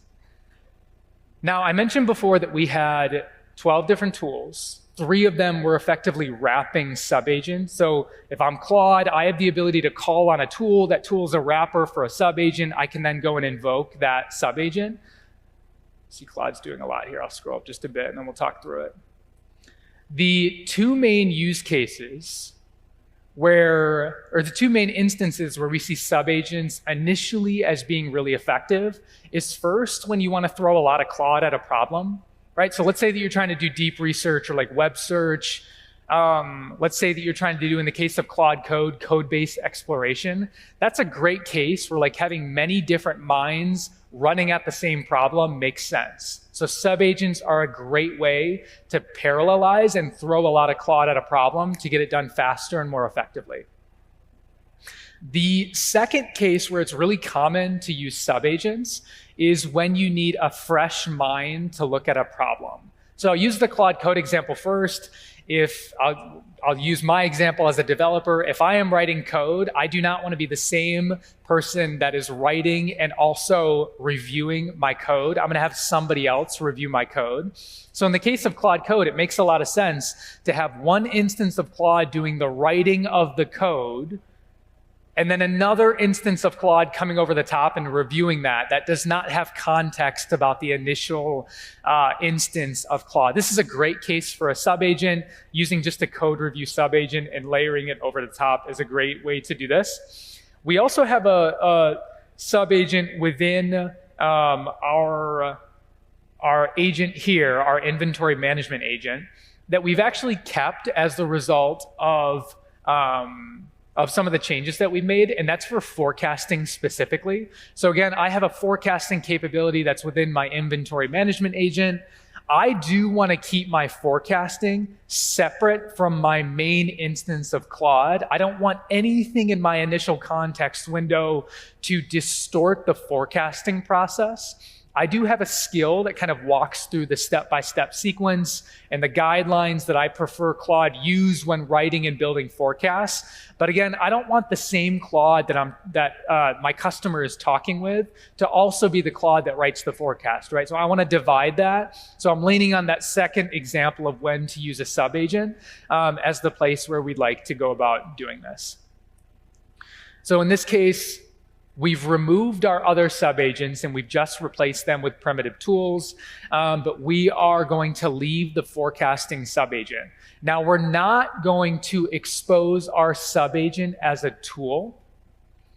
Using Claude managed agents, there's a native capability for sub-agents that allows the logging and the observability of your sub-agents to be really effective. One of the problems with sub-agents is that when you have multiple instances of Claude running, first off, it's difficult to make sure that the communication between your orchestrators and your sub-agents is accurate and is seamless, right? There's a lot that can get lost in translation. Just like when I'm talking to one of my colleagues, I might be thinking something, they might be interpreting it completely differently. The same thing happens with orchestrators and subagents. The other thing that can happen is logging is really difficult in some cases, right? Because then you have to worry about collecting the transcripts from multiple different agents. So within Claude Managed Agents, we've added this native subagent capability. I saw it on here. Let me scroll up just a bit. I think Claude found it. Yes. So there's this callable agents capability that exists within Claude Managed Agents, which is essentially just like managed subagents, so that within your session information, you have observability and metrics about what exactly your subagents are doing that is as accurate as your initial orchestrator, right? This is, again, meant to solve one of the common problems of just having a lot of information that is hard to track with subagents. Well, we just did some building. Again, I'm going to skip through these because we spent some time talking about them. We just talked about subagents. Again, there's a few different cases where you can use them. We just talked about callable agents. You can also just define your subagent as a tool, which is what we did previously, but we actually moved away from that and we decided to use the CMA native capability. There are a lot of cases where you can just now scrap the subagent entirely and just give more flexibility and capability to your main agent. So what we have a lot of customers doing is actually just consuming capability into their main, in this case, orchestrator, because frontier models have gotten intelligent enough to manage across more information where you just don't need as many subagents. So again, when you're thinking subagent, I have a big problem that I want to throw a lot of Claude at, or I want a separate Claude to kind of look at the work of either me or of a different instance of Claude. Two great times to use subagents. Okay, so let's look at the architecture that we ended with. Again, refreshing us, we started with an orchestrator, system prompt of about 400 lines long. We had 12 tools, 3 of them were subagents. What did we end with after this exercise? We still have an orchestrator, but we deployed that on Claude Managed Agents because I didn't want to have to worry about infrastructure, scaling, security, etc. I just wanted to worry about my agent. Right? Like in Will's simple terms, like that is when I reach for Claude Managed Agents because I just want to worry about building the best thing possible and not all the messiness that comes with it. We simplified our tools. We now have, right now 3 different tools. So we actually simplified everything to just use bash, read, and write. Now, when our agent starts executing, we sync some data into the Claude Managed Agents environment so that it can reason across that data. We actually simplified our system prompt to 15 lines long, and we replaced all of our business logic with skills. So again, I was just stuffing requirement after requirement into my system prompt. I decided to take that, package it up as skills so that Claude could pull that information into its brain only when Claude realized that it needed it in order to solve a problem. As a result of this, we showed how we can then start hill climbing on evals to see improvements over time. So at the end of this, my eval score is about 92%. I've simplified my design. I'm leaning into some of the primitives that make Claude great.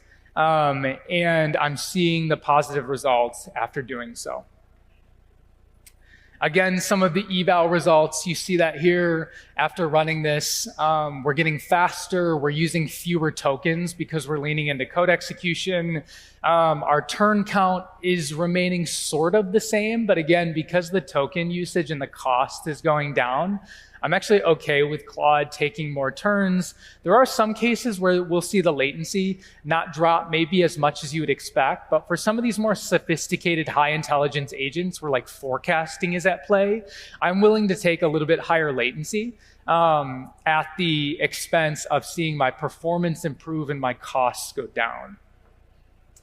All right, let's wrap with some takeaways here in our last minute. When we build agents, we start with a single agent loop that is equipped with very simple primitives that give Claude some of these human-like capabilities, like the ability to use the file system, like the one that you have on your computer, web search, code execution, Sometimes a to-do list, again, we start there and then we build accordingly. The next thing that we did is we used progressive disclosure through skills. Instead of stuffing our system prompt with a lot of information, we made information accessible to Claude whenever Claude realized that it needed that information in order to solve a problem. This is great because we can run more efficiently, and we're not polluting our context window, and we're giving Claude more flexibility to make decisions. The last thing that I want you to walk away with, right, evals in general. This idea of hill climbing is a concept that we lean on really heavily at Anthropic, right? You have evals, you establish a baseline, you then tweak your architecture and you rerun evals and you get better over time. Now, as a result, it's important to make sure that your evals are updated as your product capability expands. Always make sure that your evals are encompassing the things that you care about and that you're measuring within your agent so that you can actually make sure that your agent is accomplishing the thing that you set out to accomplish. With that, folks, we're going to go ahead and wrap. I really appreciate your time today. I'll be in the back after the session, just outside of this room, in case you have any questions at all. Thank you. Welcome all. Thank you for joining the workshop. We have a pretty full house here today. I'm very pleased to see that. Quick show of hands. Who here loves Claude Code? Okay, yeah.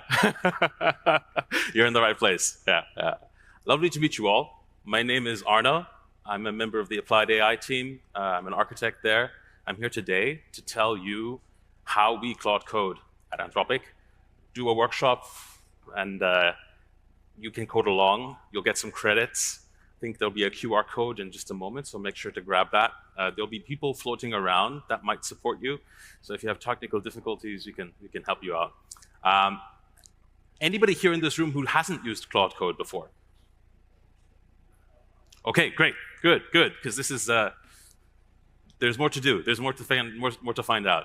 I'm happy you're here. Let's get started. So let me get my clicker. Yes, excellent, yes. Please grab the QR code, set yourselves up. There'll be a repo here as well that you can clone. There are 3 phases in it we're going to work through. There's an interesting verification setup that you can work through alongside me, and it's quite detailed, so you probably will want to investigate it a bit later yourselves. What we're covering today is based on this version of the talk that Tarek gave in San Francisco just about a week and a half ago. Who here follows Tarek on Twitter? Fantastic, great, yeah. So he published that as a blog post called The Unreasonable Effectiveness of HTML Files. And he's basically pitching that moving on from Markdown files, we're going to be using HTML instead. And we're showing some of that today. Like I said, there's a repo to go along. Enjoy that along the way and later on in the week as well. Where are we now? Where's this all going? I think everybody probably notices that agents are becoming more and more capable. Why is that happening? That's happening because the models are becoming more and more capable. And so if the models become more capable, it means agents can run for longer and you can give them more and more complex tasks. But that also means that we have to change our way of working. We have to change our habits. That's part of what today is about. How can you change the way that you're working with Claude Code to get more out of it? If you're going to let your agent run for a longer period of time, then you can burn through a lot of tokens if it does the wrong thing. And you want to avoid that ideally at the beginning. And so that's where the idea came from, to push more and front load more of the verification that the human would do in the spec into an HTML file because it's a more rich and more human ergonomic way of engaging with the content that your agent is going to be building for you. And we'll see how that works. There are a bunch of things around agents that are worth reading. We have a lot of engineering blogs on our webpage. We also have the standard blogs. You should check all of those out. There'll be a lot of information there. There's a lot of interesting information about harnesses, about long-running agents. All of these things are important. Today, we'll focus on 3 levels And there'll be something a bit more basic, something a bit more next level, and then something that's quite interesting, and that'll be a bit more in depth. The first thing is, the more capable the models get, the more you should try to resist constraining them. Who here, by the way, has heard of The Bitter Lesson by Richard Sutton? Great, fantastic, this is great. So I'll for those who haven't raised their hands, Richard Sutton is basically the father of reinforcement learning. If you're reading a book about reinforcement learning, it's probably authored by him. And his idea was basically that you could spend all your time trying to, with your human capabilities, hard code up front and constrain the system, but in the end, pouring more data and more compute at it ends up getting more capability than anything that you could have come up with. And there's a similar analogy here, right? The models are becoming more and more capable, and so you should accept that the model is probably better at extracting requirements from you than you are at defining your requirements. The requirements are latent within you, just like when you talk to your users. Your users, they have an idea they know it when they see it, but they're often not very good at articulating what they need.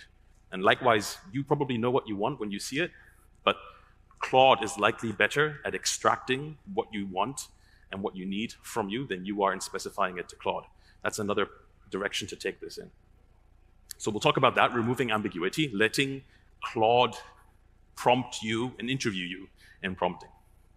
Then how to then understand and plan. We used to do this all with Markdown files. We still do it with Markdown files. A colleague of mine once said, the Markdown file is the lingua franca of the AI native software development lifecycle. I thought it was pretty poetic. But it seems like that format is a bit constrained. It's getting too long. There's a lot of lines of Markdown file to read. We can condense more information into HTML files, and that's what we're going to do today. And then how to verify. Not test, actually, but just to verify in this context. How to make verification native to the thing itself so that the agent can drive it alongside a human, or eventually not, headlessly as well. That's where this is all going as well, right? The agents are going to be doing more and more of this natively. And how can you set the artifacts that you produce up to natively be testable and verifiable in the way that you need? So we'll do an example. By the way, has everybody had a chance to grab that QR code and set themselves up? Very good. There'll be a link to the repo eventually as well. I think that comes in a bit. Let's say we want to do a build splitting app. Very simple. You go out with friends. You want to find out who owes what. Yeah. Let's let Claude interview us around doing this. So in this case, I'm actually going to. Yeah, before I do that, give you an example of how you would do this and how you could do this better. Yeah? What's good prompting, what's bad prompting? Bad prompting is when you say, just make it better. And a lot of people that I watch using Claude Code just type, make it better. Make no mistakes. Yeah. That's not good prompting. You want to encourage Claude to extract from you specific details. So give the domains, don't over-specify the outcome, but specify the areas that you are interested in, right? That's what makes this good prompt on the side different and better. Focusing on the audience, for example, or suggesting an open-ended way to answer the question, as opposed to predefining it up front. And then that will prompt Claude to iteratively interview you. All right, so I've got a Claude open here, 2 different Claudes. Who here has used fast mode? Okay, not that many people use fast mode. That's why I set it up here. And who here uses auto mode? Oh, I'm very happy that you all use auto mode. You need to be using auto mode. If you're not using auto mode, you need to be using auto mode. It makes it so much easier. Yeah, use auto mode. Good. Who here is setting their effort parameter? Good, good. Our recommendation is X high, but you can also set max effort. I mean, in my case, I think I kept it at X high for this. Yeah. So just to touch on how those look, right? Like we've got /effort, which is the effort parameter, /fast, which is the fast mode, which is I've turned it on. And then we have the auto mode, which we cycle into like this, shift tab. Yeah, auto mode is the best. So I'll copy paste you all, when you have the repo, will see one of these prompts is in there. So I'll just copy paste the prompt in here on the bill splitting app. So, okay, Claude's going to ask me, you tab through these, right? Like you'll tab through these like this. And in my case, I want to just for friends. And I want it, is there a secondary audience? No, no secondary audience. And we'll leave that as that. The key thing here in the prompt is that you want to prompt Claude to use the ask user question tool that you saw me use in the prompt earlier before. Let me submit those answers. And then it'll write that spec, right? So you saw me in my prompt explicitly referring to the ask user question tool. That's what triggers this workflow. And depending on how well you specify that prompt, you'll get better outcomes. So it'll generate a spec. We could then turn that into a bunch of different ways of building the app. It's going to take a while, so we'll go back to my slides. Could I go back to the slides, please? Great. So let's say we have a plan, generates a plan. We've answered some questions. It's getting better at extracting turn by turn from me what I actually want without me having to upfront verbalize everything myself.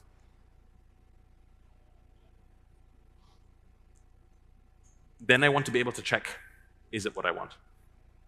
Well, an HTML file is more dense, much more information dense, much more ergonomic for you to understand what the thing is going to look like.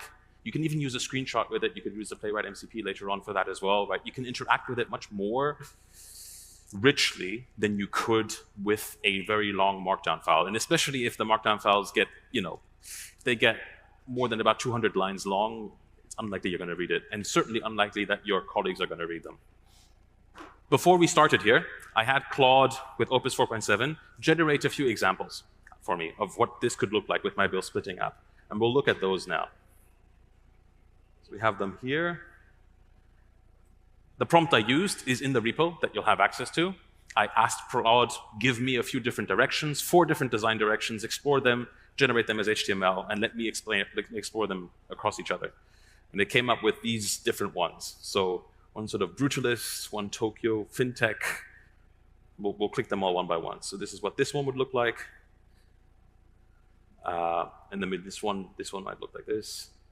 Completely different aesthetic, right? And I click around. And this is much better for me to give feedback to Claude on than it would be to just try to infer from a Markdown file what the thing is going to look like. I could go in and, like I said, take screenshots, feed them back into Claude. Who here regularly takes screenshots to give information to Claude? Very good. You should be doing that. That's very good. Especially when you're doing front end, it's really hard to articulate, like, the thing is slightly off, or there's a misalignment here, and it's like, you'll find that you run into the limits of what you can express, and it's actually easier for, especially Opus 4.7, which has a much better vision model than before, to extract from you what the problem is, and proactively. Great. So, a few examples. Tarek has a lot more in his repo, which you will find in the repo as well, online. So far, we've covered letting Claude extract information from you interactively as an interviewer, because the longer you let an agent run, the more important it is that the spec is comprehensive, the less likely it is that you will be able to upfront define everything, and it's better for you to iterate with Claude in that manner. Then, what's a better and more efficient and ergonomic form factor? It would be the HTML file. And now, the more important part from all of this is how to verify what Claude has done and how to make it agent native. And that's what we're going to cover with the repo. I think we have, I think there'll be one slide where you'll get to see the actual slides to engage with, the actual URL to engage with. So what you want to do is make it part of the artifact. And that's what we're going to cover today. In fact, there's part of what we're doing today is we're gonna use Storybook, fixtures, a testing library, sort of data emissions and attributes, and Playwright MCP for a React app, with components that you will have seen before, but remixed in a way to make it easy for Claude as an agent to extract the data contracts in the DOM and then run verification and then even record the verification, which is how the Claude code team that Tarek is on runs this, and that's what the demo that he built refers to, right? Like, it'll be a generation of verification steps that get run through, that get a recording, and that's then put on S3 or shared somewhere else with colleagues, and that's how you turn these verification steps into something that is generated by the agents, and then that you have fewer and fewer touch points with. That's something that you can replicate, especially from that repo. The way to do that is to sort of sensibly modularize, but that becomes really clear when we look at the actual thing. So I encourage you to go to that link. There'll be a repo. This is the repo under CWC workshops, Claude with Code workshops. And there's the one for today's session, which is how we Claude code. What's covered in there is phase 1, which we just covered, right? The simple prompt to say, hey, I'm writing a bill splitting app, interrogate me on the requirements so that I don't have to miss any in my upfront description to Claude. The second one is generating 4 different HTML design directions that we could explore for me to then feedback on and for me to decide. And then thirdly, we have a verification framework here. And it's in a different context. It's not to do with the bill splitting app. It's regarding a to-do app, a small to-do app written in React. And we're going to show how we built verification entirely into that along the way. That's described in detail in the README for phase 3, and then also in the verification detail as well, which is here. So if you want the deep dive on how this is set up, you can read this, and it's all provided in the repo. It's pretty cool. What is it focused on? We've written a small Todoist app here. I can add an item, test. It's hard to see. There we go. Very good. And then I could tick it off and drop it as well. And I could clear the finished items. And so many things are happening here in terms of the state, and we'd like to verify that it's all working alongside the tests that are already defined. But these verification steps, we'd like them to be driven by an agent. There are 3 ways that we're going to do this. So we're going to do this in a human-readable way. But then that same way of doing it in a human-readable dashboard, we're going to verify in an agent-first way and let Claude do that separately. And then there's a separate way in the repo as well. You can just run verify, and then it'll just run the test matrix there. You'll get a slightly different result if you do it from the repo versus here, but the principle is the same. So human-readable, agent-driven if you're doing it from Claude Code or somewhere else, and then also just generally headless like you might do it in CI. We'll have a look at it in a bit more depth. We'll go here into the app, and we'll actually look at,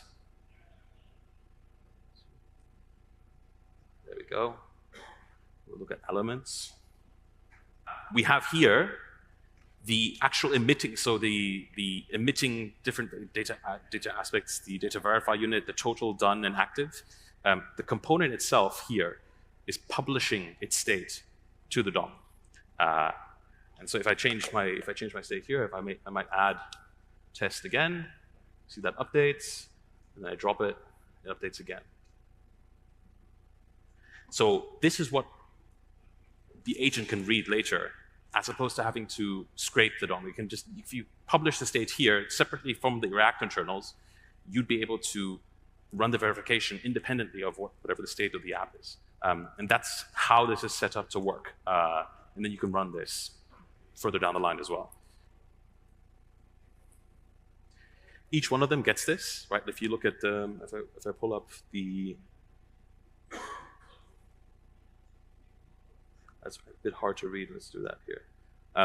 Every component gets one of these, right? There'll be schemas, there'll be fixtures, the known states, and then the invariants. There are particular ones here that always have to roll, always have to hold. You'll test them with probes, and we'll do one example, which we've hard-coded. We've hard-coded an example that will fail the verification, and we'll let the human-verified dashboard catch it, but then we'll also let the agentic way of doing it cache it as well, and we can let Claude Code find it and diagnose it for us. So that same approach also works here. So I've got the dashboard defined here, and what we see here is, there we go. Like I said, we've got the different schemas, the invariants that we've defined, and we can run these, right? Individually, we can see how they would execute here. Got an example here. Or also, I could run all of them. In fact, I'm going to do that now. I run them all. One of them triggers artificially because we planted it before. I'm going to scroll down and find out what that is. And it's here. We will actually look at how we can replicate this for an agent as well. And we would do that like this. Go here. Inspect.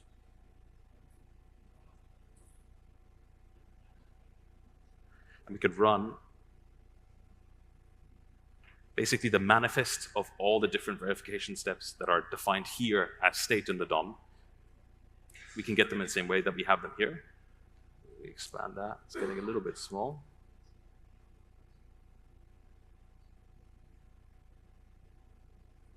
As an example like that. And then like that as well. Great.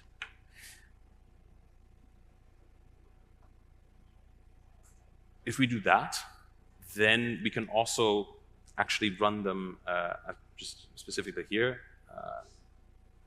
I'll do it manually first. Let me replay them all. Close that.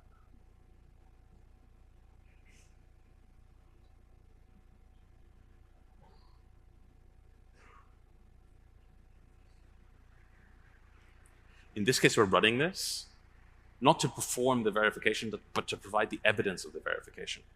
We can later on record this. We can record these as clips, which would just be videos that we capture. And then we would store them, share them with colleagues, put them on S3 or whatever it might be.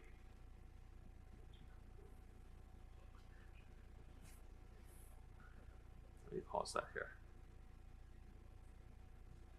There we go. So here's our summary. We have one that's deliberately failed. I'll explain that in a second. But in each case, you can also see the details of how this was done. The key thing here is that we want to, it's important to include the probes to push off the happy path. And then a lot of this will be generated by Claude for Claude, right? So there's a way of scaling this further. In the end, we'll go to the one that didn't work. So the one where we hard-coded that the sums don't match. In this case, the state doesn't match. 3 plus 4 does not equal 10 in this case. And we'll get the same result if we run verify all from the Claude here as well. And we'll let Claude do that in a moment as well. There we go.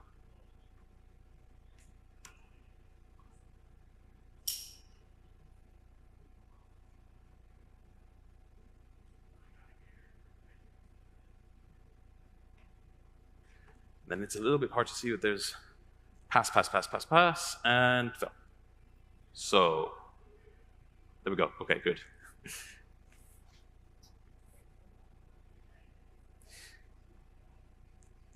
We can change this, right? I can. The point here is that I'm trying to show that the idea is to let something agent native be read as the DOM contract here.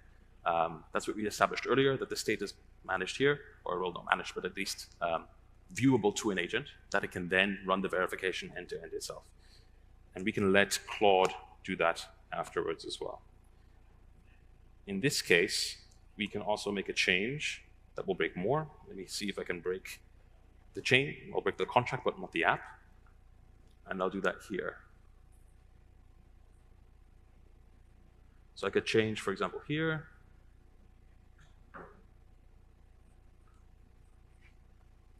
Under to do app, total stats, I'll delete that. I'll undo that afterwards as well. And if we now rerun,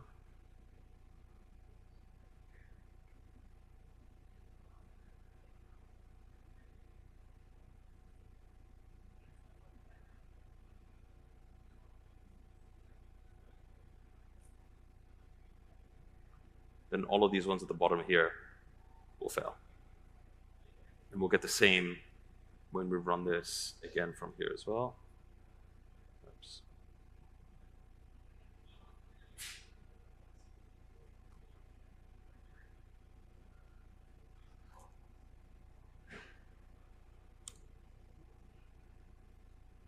There we go. All of these are failing, not because we broke the app, but because we broke the contract. That Claude can then natively verify. Excellent, great.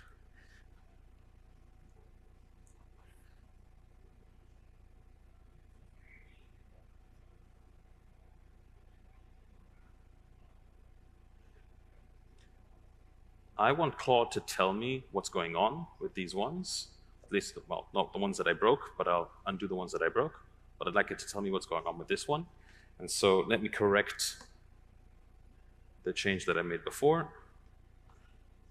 Control Z, autosave, rerun, and there we go.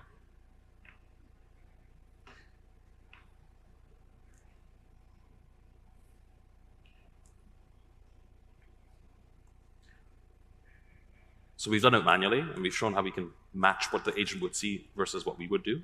But we can let Claude run this headlessly itself as well. So I'll do that, and I'll pull that open. Just let it run. This one's broken deliberately, and the rest works.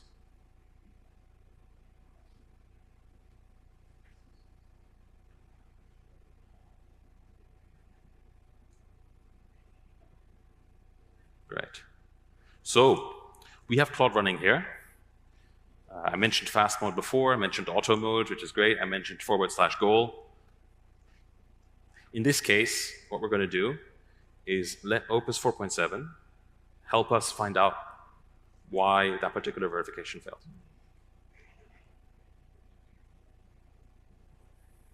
I've already connected the Playwright MCP for this. It's going to use that, and it's going to run. Schema got rejected. 4 + 3 does not equal 10. Yes.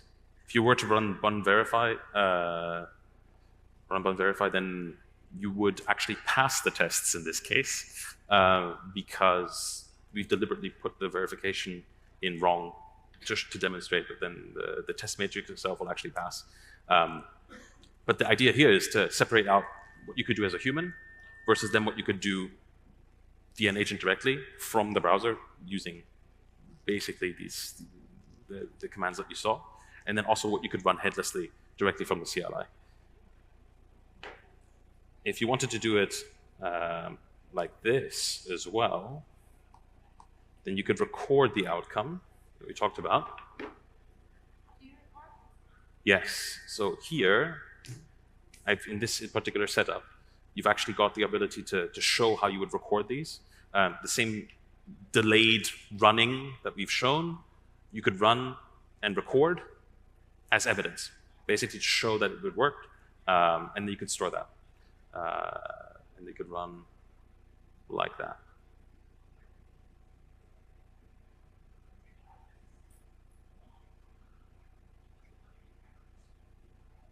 This is very common right now.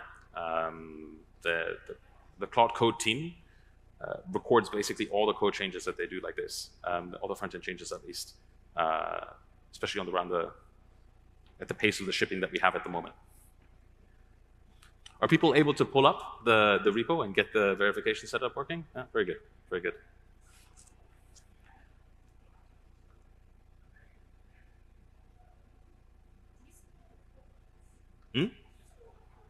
Yes, you can store them. I mean, like you can just put them in S3 or whatever, or share them with colleagues. Or in our case, we have a version. We have a internal. This is more automated than what I'm showing here. In our case, we do record them. Not certain for how long or in what context, but it's part of a regular cadence. And then you get the. In fact, you get the. I should have triggered that. Did I not see that? There we go. So you have each clip. You could download all of them or download them individually, and then that's basically the bundle that proves the verification worked.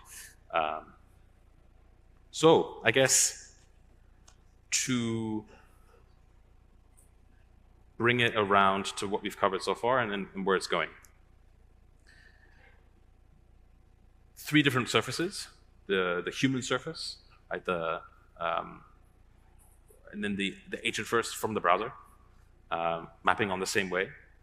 And then you could also run it in CI with just run.verify. The objective here at the end is to figure out how do you embed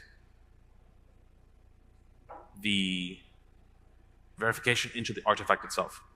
There's more detail. I encourage you to check out the repo itself and actually run a few examples yourself and run a few tests. Right? You can change the code, see what breaks, rerun it yourselves. It's quite detailed, and it's what Tarek and team use in the Claude Code team for their work already. This came pretty quickly, just a week and a half ago into this demo. So I encourage you to check this out. What's new really is the remixing and the new arrangement of primitives that you're already familiar with, that you're already using, just to make it available to the agent first. That concludes, really. Everyone, thank you for being here today. I'm pretty much excited to have this session with you. I know we are almost at the end of the event, so thank you for bearing with us. So just to start, let me introduce myself. I'm Ivan Nardini. I'm a developer advocate at Google Cloud, working on building content in partnership with Anthropic. And in order to start this presentation today, I just want to ask a very simple question. So how many of you in the last week used any AI tool to code or build application? Okay, the majority. How many of you use the same AI tool to build and deploy application on Google Cloud? Yeah, just a few of them. So the goal here today is just try to make it better. So in this demo, what I'm going to show you is how you can use Claude on Google Cloud to build and deploy application end-to-end. And in order to do that, I'm going to wear 5 different hats. And we will start from, imagine the use case, right? Imagine the scenario. You are in an enterprise context. In an enterprise context, you probably have a team like the one that we are visualizing here that it's engaged to build a new feature or a new product. So starting from the left, you probably have a PM. Some of you in this room are PMs. And the PM might have an idea of how to improve a particular product or how to implement a feature.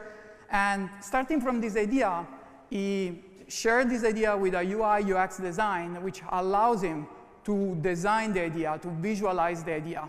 And after the idea starts getting a shape, then the idea is sent to a software engineer that essentially starts developing the core logic behind this idea in order to ship and make the application accessible or the feature accessible to everyone.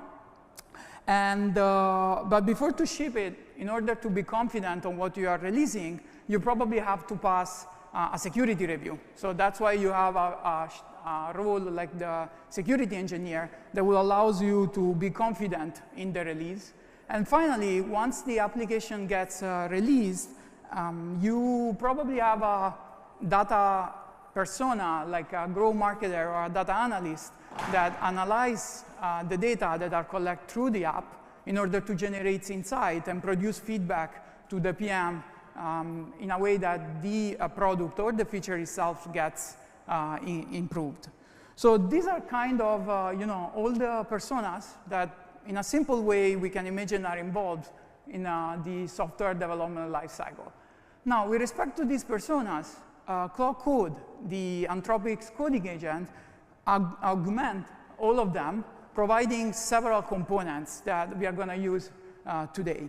So, as I said, for the remaining part of this presentation, I'm going to put the hat of all these personas. I'm going to show you how you can use these Cloud Code components together with Claude on Google Cloud in order to build and ship a very simple feedback application that at the end of the presentation we are going to use to rate my performance here.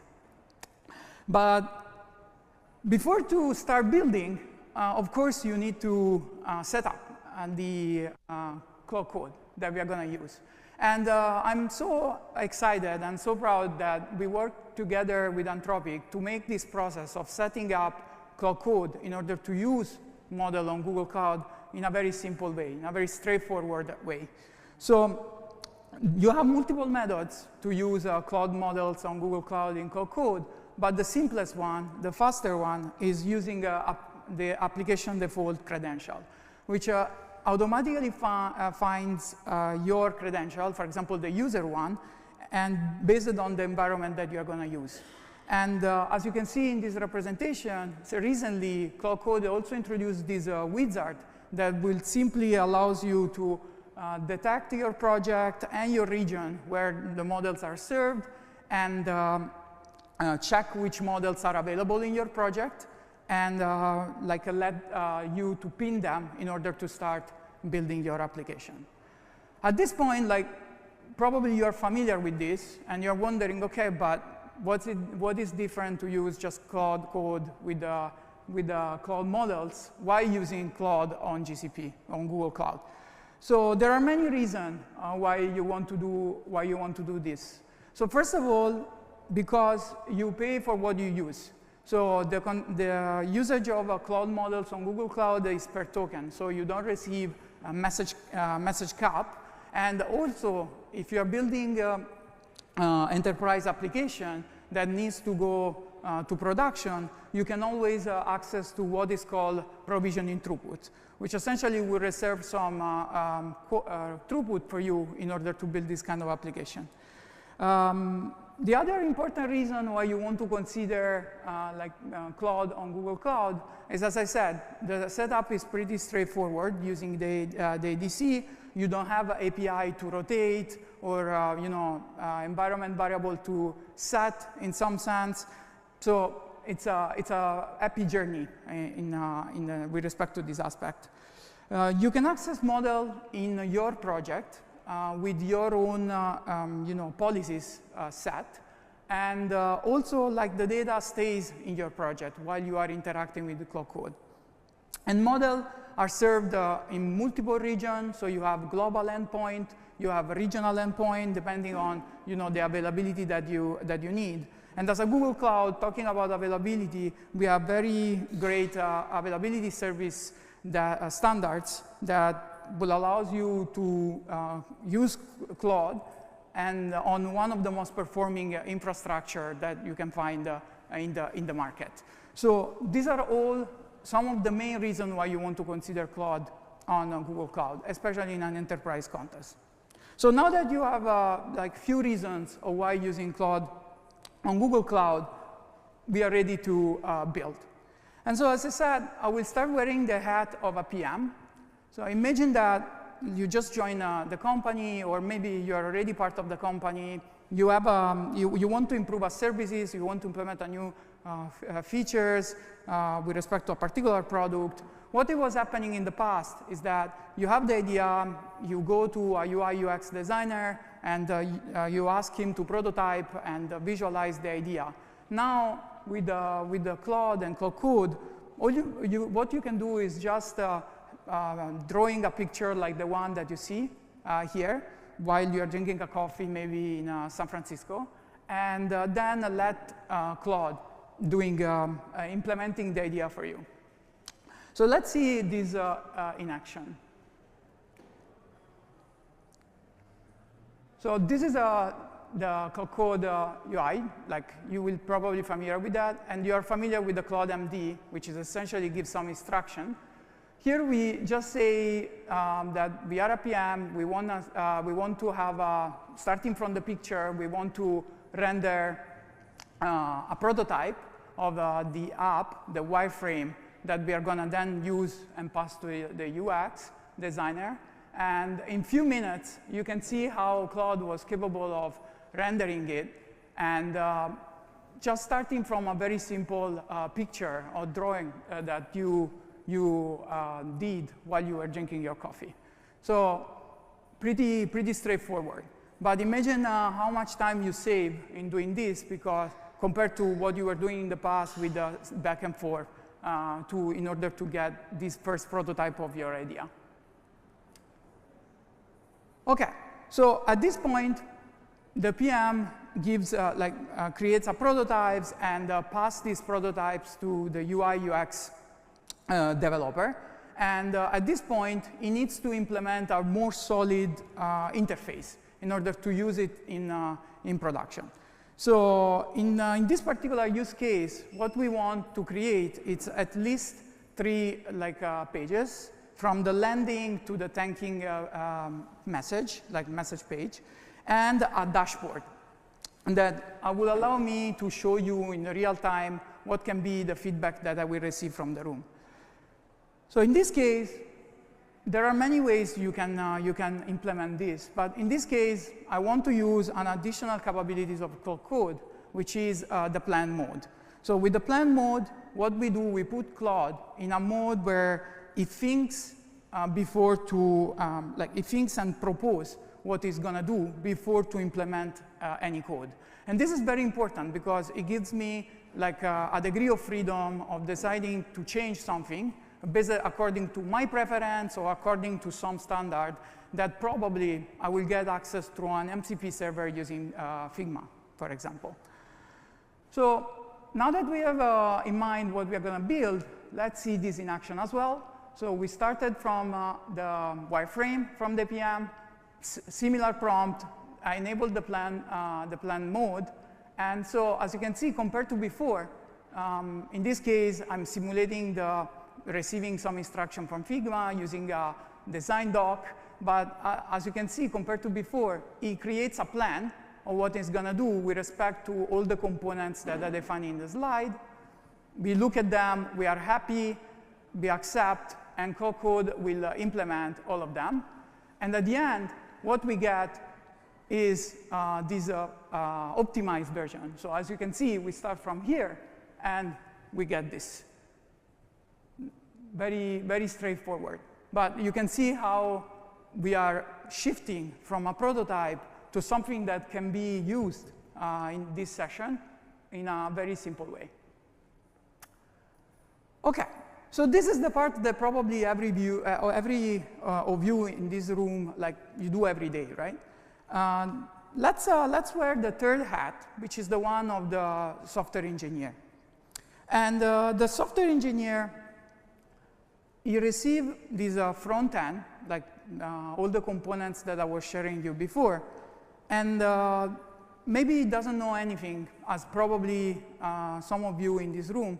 It doesn't know how to deploy this application on Google Cloud, right? So how you can do that? How you can, have this a clear picture of what are the components on Google Cloud that you need to use in order to deploy a very simple application like the one that I show you today. Luckily, it's not a problem because as a Google Cloud, we invest a lot of time to integrate with this large vibe coding ecosystem that now is growing around models. And in the last few months, we released 2 important components. So the first one is the developer knowledge API with the associated MCP server. And the second one is the Google Cloud skills. So with the developer knowledge API, you get access to a fresh documentation from Google Cloud that can be directly consuming Cloud Code through the MCP server, and it will have Cloud Code to figure it out what is the best architecture, what is the best implementation to deploy a certain application on Google Cloud. This is very important because, again, what we are saying here is that you don't need to know like how to deploy an application on Google Cloud. You can just leverage Cloud Code and this MCP server that we expose now on Google Cloud side to build application like this one. So in this case, probably what we are going to do is that we are going to deploy the feedback API on a serverless function like a Cloud Run. We will connect with a web-oriented DB like a Firestore to collect the raw responses that we will give through the feedback app. And then, because we want to have that data analytics part, we will build the implementation in a way that we can store those raw response in an analytical data warehouse like BigQuery. And in BigQuery, we will post-process and we'll consume this information in a dashboard, in a dashboard like the one that you can find in Looker. But again, you can build this using a Cloud Code in combination with the MCP server without you having prior knowledge of how to do that. This, like the MCP server and the developer knowledge API that I just mentioned, it got paired with also the skill part. And the skill part is, if with the MCP server, you will be able to design the architecture, with the skills, you will be able to cover the single blocks of this architecture. For example, we release a simple skills that enable Claude to deploy on Cloud Run, to deploy an API on Cloud Run, or to connect like Cloud Run with Firestore. So it's more about the implementation itself rather than giving the overall picture. So once you get Cloud Code enabled with the MCP server of the documentation, the skills that I just mentioned, you can just directly implement the architecture that I was showing you before, and you can do this in parallel. So another component that you can use in Cloud Code is sub-agents. And as you can see here, we are going to spin up 3 different sub-agents, one for the API, one for the ingestion pipeline, and the other one for the dashboard. And you can parallelize the implementation of each of these components, just like you run a team sprint in your normal, usual development life cycle. So let's see this in action as well. So here we are again. First of all, I just want to show you that we have enabled the MCP server of the documentation, and we have the skills, some of the skills that we pre-built. One time more, I provide a very simple prompt. The first step is designing the cloud-native backend. So it will it will provide me draft of the architecture. In this case, I could use, again, the plan mode, but for simplicity, I didn't. And then use the skill, one of the skills that I provide in order to implement the API. Let's say that we are happy with the API spec, then we have the architecture, we have the API spec. The next step is running multiple agents in parallel in order to implement the three components of the app that I was showing you. So it's pretty quick. As you notice, Code it also managed the testing part after it finished the implementation, and at the end you will get your app, which is now ready to deploy on Google Cloud. Okay, so at this point we have the code of the app that is ready to be deployed. But because we are deploying on cloud and we want to open this up to a larger audience, we want to deploy it in a confidently. So This is when you want to consider to run a security review. Now, depending on your company, you can have different security requirements. So, for example, you may want to check if your application is solid with respect to the most common OWASP issue, or because you are deploying this application on cloud. And one thing that you need to consider is probably you will use what is called a service account, and you want to limit the service account when it calls a particular API, like the one related to reading and writing a DB, with respect to certain role. So you're sure that you are limiting what it can happen when the application runs some operation on the cloud itself. So again, these are just a couple of examples of what you want to consider in a phase like this one. And of course, this representation is a strong simplification of what can happen in the real life. It's just one of the possible scenarios that you can have. And you can see why it's also a simplification, because we are letting the security engineer not only to approve if the app is secure enough to be deployed, but it will also deploy the app in this case. But again, this is just a demo, so we have this degree of freedom. With that being said, let's run the final demo, and let's get the app running. So in this case, as you can see, I use a pre-built security review that you can find in code. Very simple prompt also in this case. And what is happening is Coco ran the first test. Essentially, he double-check that everything is aligned. He found like a possible issue, and he automatically fixed it. So in a way that the app now is secure. And once it is secure, it deploys the backend API, and it deploys the API itself. So what we get at the end of this, it's an endpoint with our app. The app is live, so I will quickly unlock my laptop, and I will ask the backstage to share on my laptop.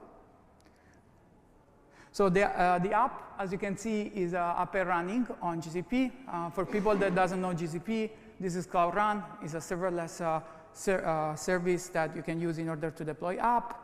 And the app at the end looks like this one. So if you remember, I show you the original, I show you the feedback frame at the beginning. So what we can do now live, I can just give me a score. What do you think the session is going so far? Give me 5? Oh, okay, thank you, man. I really appreciate that. Okay, cool session. Let's be simple. I submit, and then in real time, it updates the number of response, the score, and the visualization. And also, just for fun, I build a feedback analyzer. So once I click this, it will run. It will call Claude on Google Cloud, and based on the feedback and the comments that you send, it will generate this summary. So pretty straightforward. I will ask to go back on the presentation. Thank you. OK. So at this point, we have the app. We collect good feedback. Thank you again, man. But the development lifecycle is still there. We have the last step to cover, which is essentially people that start using our app. If you saw, one of the KPI that I had on the dashboard was the response time. So how long was taking you to just like providing a feedback. So these are the kind of information that you can use in order to through this data, you can collect this data, analyze them, and generate insights in a way that they can be used in order to improve the application. Now, running, if you're new on Google Cloud, there are several services that you can use in order to analyze this data that comes from the app. So a couple of them, one, as I said at the beginning, is an analytical data warehouse, which is BigQuery. And for the reporting part, you have a tool like Looker. But again, as we said before, you don't need to know how to use BigQuery in order to analyze those data, as well as how to build a dashboard in Looker, because we also provide a MCP server for doing this. Now, for the sake of time, I'm not going to demo how to use an MCP server to query BigQuery or building a dashboard, but I want to quickly share with you where you can find this information in order to do that after this session, because we are going to release the code. So I will ask to shift back on my laptop. Thank you. So, OK. Loading time. So with respect to all the MCP servers that are available on Google Cloud, we recently announced the agent platform. So in the agent platform, you have services that is represented by the agent registry. And in the agent registry, you have the list of all the MCP servers that we natively support on Google Cloud. So for example, we have the developer knowledge service that I just showed you. And we also have the BigQuery MCP server that you can use in order to query the data that we just collected from the app.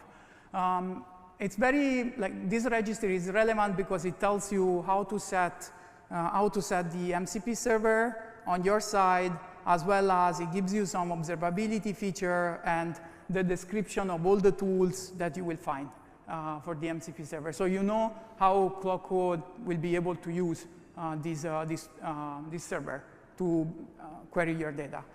With respect to the Looker part, also, like, we released the MCP toolbox of DB. This is an open source, like a model context protocol server, which include an integration with Looker. And it's very well, we have a very well documented quick start on how to set up with the Cloud Code and start using it in order to consume that data from BigQuery and build your dashboard.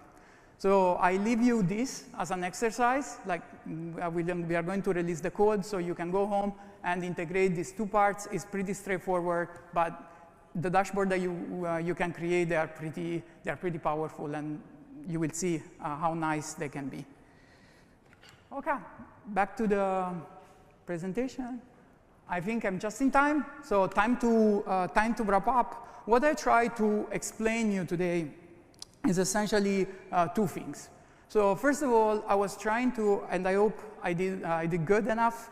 I was trying to show you how, like, all the components of Cloud Code, including skills, MCP server, sub-agents, they can really, like, speed up the process of software development, as well as how you can use Cloud Code with cloud models on GCP in a very seamless way. Like, if you saw, we ran several sessions across, like, multiple personas, and, like, it was the experience was just straightforward. It was just incredible. So this is what you can get if you combine Cloud Code with cloud models on GCP. As I said, the code is going to be available right after the session. We have a great quick start, and we have a very well maintained documentation, both on Google Cloud side and Anthropic side. So I highly recommend to just go there and check out. And then I hope I cover everything, but if you still have questions or you want to provide additional feedback, just feel free to reach out. These are Good. OK, amazing. Welcome to the last workshop session of the day. I hope you have all enjoyed the very first day of Code with Claude. My name is Maya. I'm a member of our Applied AI team here at Anthropic. What that means is I spend about half my time developing our own first-party products and features, and the other half of my time helping customers develop their very own products, features, agents on top of our models. Today, I'm here to talk to you about how to build a proactive agent workflow with Claude Code. Can I get a show of hands? Who has used our routines feature inside of Claude Code? All right, some folks over here. Awesome, awesome. That's what I'm going to be talking about today. OK, so first off, a question for the group here. Who has tried to run Claude Code on a cron? Can I get a show of hands? Folks, put your hands up high. Awesome, awesome. Now keep your hands up if you've enjoyed building all of that infra and maintaining that job. All right, we have one guy back there. We have one guy. Thank you. Thank you for your effort. Thank you for your work. We felt similar pain internally at Anthropic as we tried to develop proactive agents that run on Claude Code, and we decided to do something about it. So we believe that coding agents shouldn't wait for you to press enter to get started. Right now, Claude Code is a really powerful coding tool, but we want to take Claude Code and turn it into a really powerful coding teammate. A teammate notices when something breaks and does something about it. Right now, a tool waits for you to enter your prompt and actually press enter. So the goal of today's presentation is to talk about how we have created this feature called routines to take Claude Code from a tool today into the teammate of tomorrow. So today we'll be talking about 4 things. I'll go through some of the challenges that you folks have felt building proactive agents today. I'll go through this new feature inside of Claude Code called routines. We'll go through a real example about how we use routines internally at Anthropic to automate documentation creation. And then finally, we'll talk about applying routines to your own workflows. So I want to talk first through the challenges with building proactive agents today. We all know it's doable, but I want to talk about what's a little bit cumbersome with this. The first thing that's a little bit difficult with building proactive agents today is deciding where these agents should run. You probably don't want them running on your local machine because if you close your laptop or your laptop dies, your agent session is done. What that means is you'll need to manage things like hosting, data persistence, and authentication.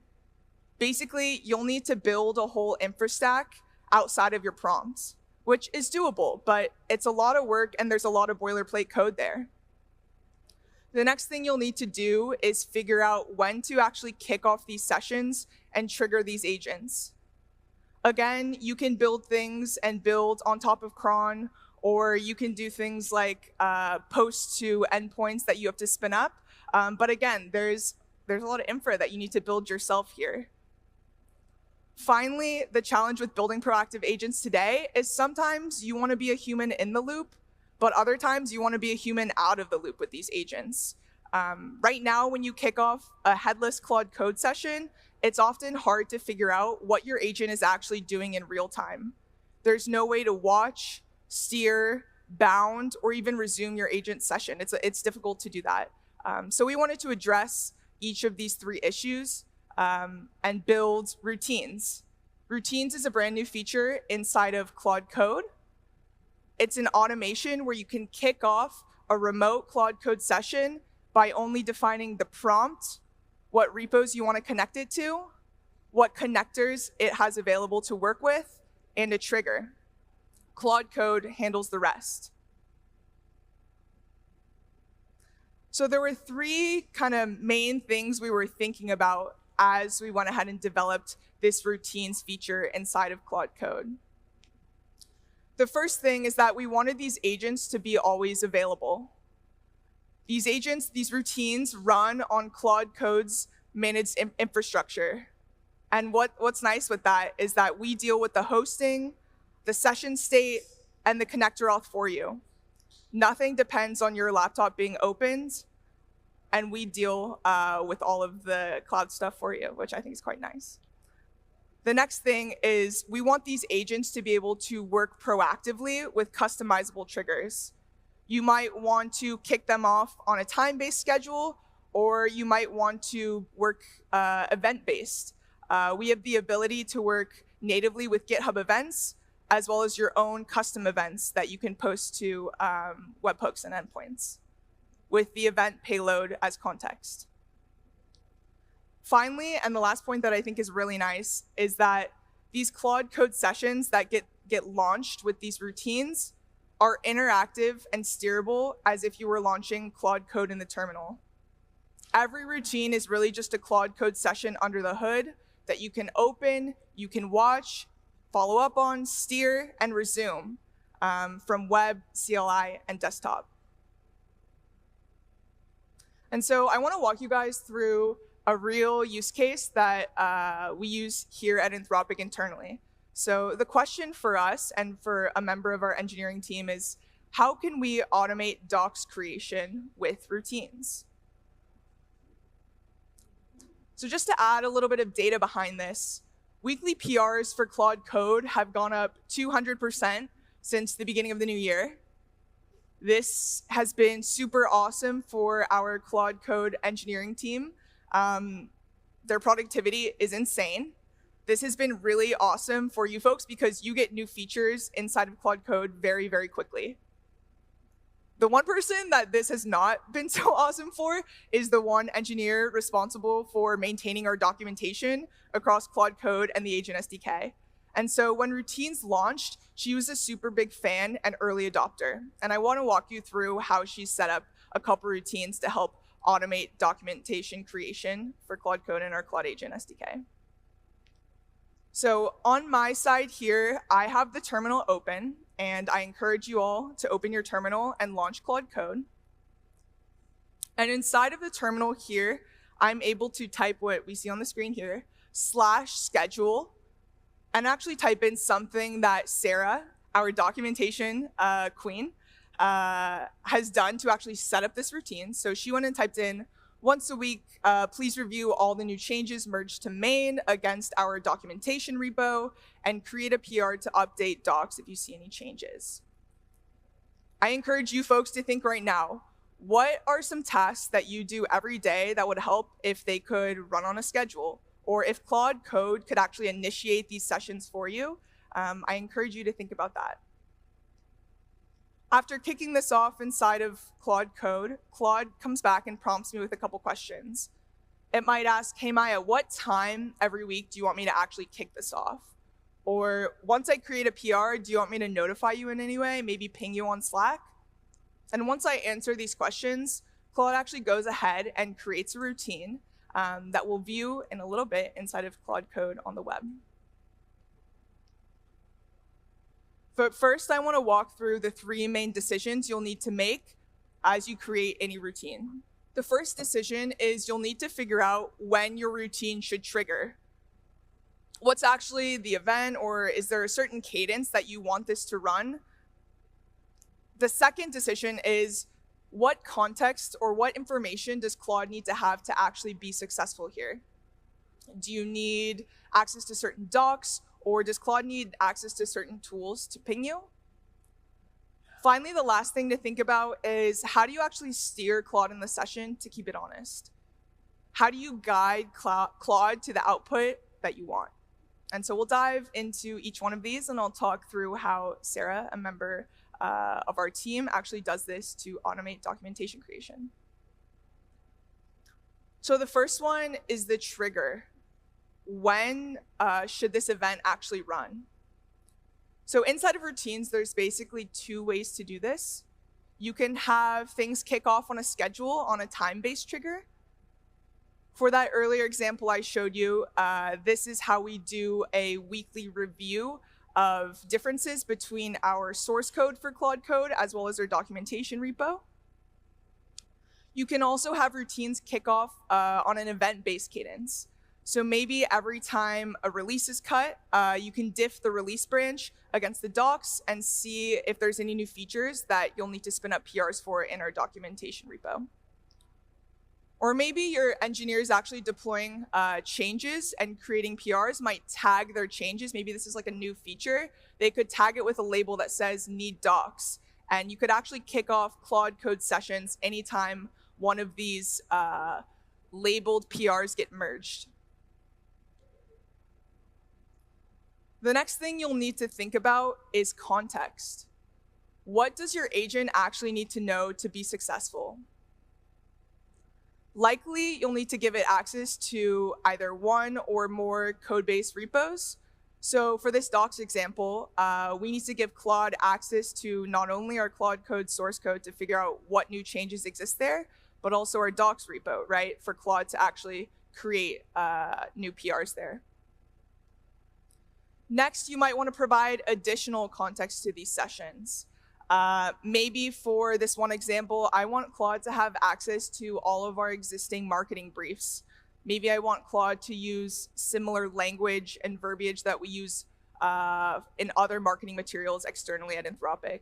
So maybe all of this lives inside of Google Drive, and I'll want to give Claude access to these files during the session, so I'll hook up the Drive connector.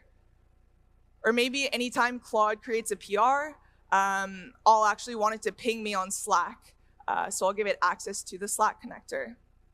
It's important to think about this as you're setting up the routine, because whatever context Claude has, that's the ceiling of how successful Claude will be. Finally, the last thing to think about here is steerability. How do we actually ensure the quality of Claude's outputs? There are a couple ways to do this. One thing that I think is quite interesting is to actually invest in agent-on-agent review. If folks have actually designed multi-agent systems here and have heard of the generator critiquer pattern, this is something that we borrowed here. You can actually set up one routine to go ahead and create docs PRs, and you can set up another routine that maybe triggers on that PR's creation to actually go ahead and leave comments on the PR before a human actually gets to it. Another option, we had emphasized it's nice to have a human out of the loop, but sometimes you actually do need to monitor these Claude Code sessions and maybe nudge Claude in a different direction. What's really nice, and what I'll show you in a second, is that you can actually open Claude Code on the web and you can view what's happening inside of a live session as if you would working with Claude in the terminal. You can ask it questions mid-session, you can push it in another direction. You can also resume a past routine or a past session and continue the conversation. Finally, the last thing we do, and what I think is quite obvious, is that we verify Claude's outputs. For this documentation example, we actually render the page that, or the documentation page that Claude has changed and created, and we confirm those outputs are what we expect. And so now I'll jump back into that initial routine that we've kicked off here in this demo, and we'll jump to the demo slides. Awesome. And so we can see right now I'm in Claude.ai, and I can go over to this left side panel and actually click on this code button. And I can jump into routines on this left-hand side. And I can actually click on this routine that I had created earlier. On the left-hand side here, you can see that it's connected to two repositories, our mocked up Claude Code source code, as well as our Claude Code documentation.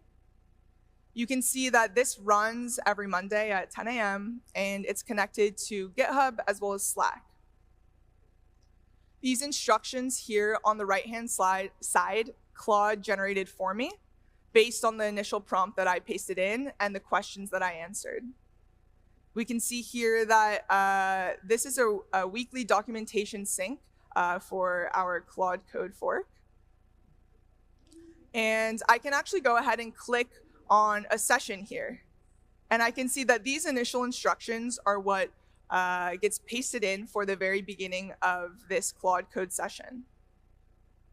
We can see that Claude has read these instructions and started by looking at the source code repository to see any changes, any recent PRs that have been merged, looked at our changelog, and compared that to what's inside of the documentation repo. We can see Claude's actually found some changes here and gone ahead and opened a PR for me. This is one example where you can kick off a routine on a schedule. Now I want to show you another example where we can actually kick off a routine based on a GitHub event. So here I've actually created a new routine, and I've already filled some of this in. I want to make another documentation automation routine But this time I want this to actually trigger every time I create a new GitHub issue. So I pasted in some instructions here, basically to investigate the issue that this session triggers on, figure out if it's related to a documentation gap, and then if it is, and if you believe that this is a gap, go ahead, open a PR, and actually ping me in this channel. So I've gone ahead and connected our Claude Code documentation repo as well as our source code again, and I want to show you how I actually set up this trigger. Like I had mentioned before, there's two different types of triggers, schedule-based and event-based. And within event-based triggers, we have native GitHub events supported here, as well as the ability to trigger from your own code by sending a post request. So here I'll create a GitHub event trigger and trigger on issue opens anytime I open an issue inside of this Claude Code documentation repo. And I want this connected to Slack so I can send me a ping anytime I make a PR, as well as our GitHub NCP.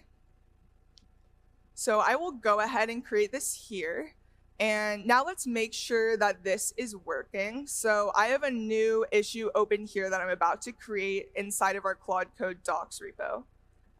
So I happen to know that there are a few tools missing from docs in this new version. So I'm going to go ahead and actually create this. So I can see here that I've gone ahead and created that. And now let's refresh this page.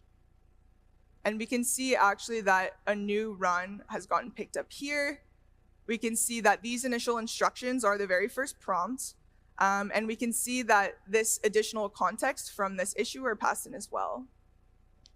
I happen to know that I actually already have another PR open for this. So let me just guide Claude to stop this session. I've already made these changes.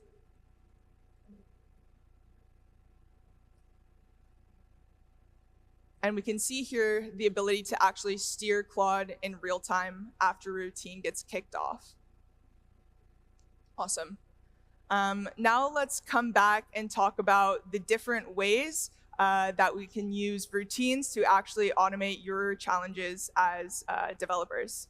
I want to talk through a couple ways that we could turn common software engineering or developer challenges into routines with Claude Code. The first one I want to talk through is this deploy verifier. Maybe you have recently just deployed changes to a service, and you want to make sure that this service is healthy and you shouldn't roll back these changes. I want to think about this in 3 ways. First, what should my trigger be here? Second, what context is important to provide to Claude in this routine? And lastly, how do I plan to actually interact or steer this routine to keep Claude honest? I happen to know that my CD pipeline can post after every deploy, so this seems like a pretty good trigger to actually kick off this routine on. I can actually post to this webhook that we support inside of routines, and this can actually kick off my Claude Code session. In terms of what context I think is important to provide Claude here, I can think of a couple things. One, it's probably nice to give Claude access to the source code for the service that we recently deployed on. Next, it's probably important to give Claude access to monitoring tools. Maybe that's Datadog, maybe that's Grafana. I don't know what you folks use, but likely helpful to give Claude access to these monitoring tools. And maybe if something goes down, I want Claude to alert me. I want Claude to ping me on Slack or send me an email. Or maybe even send me a text using Twilio or something like that. These are some of the connectors or the tools that I would give Claude access to inside of this session. In terms of keeping Claude honest or actually steering my session, maybe I'd start by having Claude run an investigation for me and giving me an eventual no-go or no-go decision to actually roll back this change. I could jump into Claude Code on the web and actually view and read Claude's analysis for this session. Then maybe I can continue to work with Claude if I actually think that this should be rolled back, and actually use Claude to help me roll back a change. Maybe eventually, as I watch Claude work more and more and trust its decisions, I can let Claude roll back the change itself if based on the monitoring data it has access to, if I deem that that's the right decision.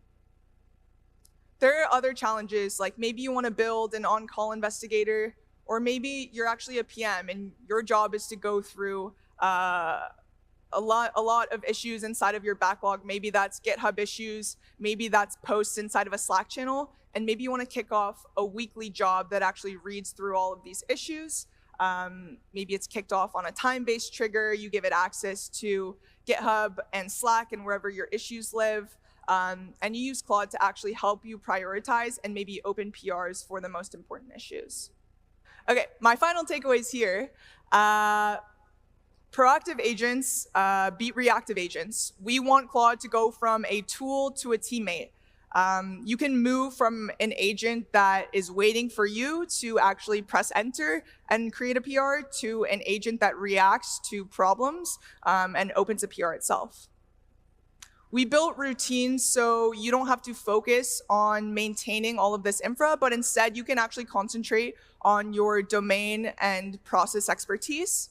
This is what routines handle for you. And finally, I encourage you to get started with routines today. You're a single /schedule command inside of Claude Code away from creating your very first routine. Hey, my name is Kevin. I'm an engineer here at Anthropic, and today we'll be learning about how to build agents that remember. Today we're going to talk a little bit about the base case with agents today, which is that they're isolated, and this kind of limits their usefulness in a lot of real-world workflows. We'll look at how we can actually solve this problem with our new agent memory stores feature that we've launched. This will give agents access to a live memory store that they can read and write to over multiple sessions. And then we'll look at how we can improve these memory stores over time using a new feature that we call dreaming.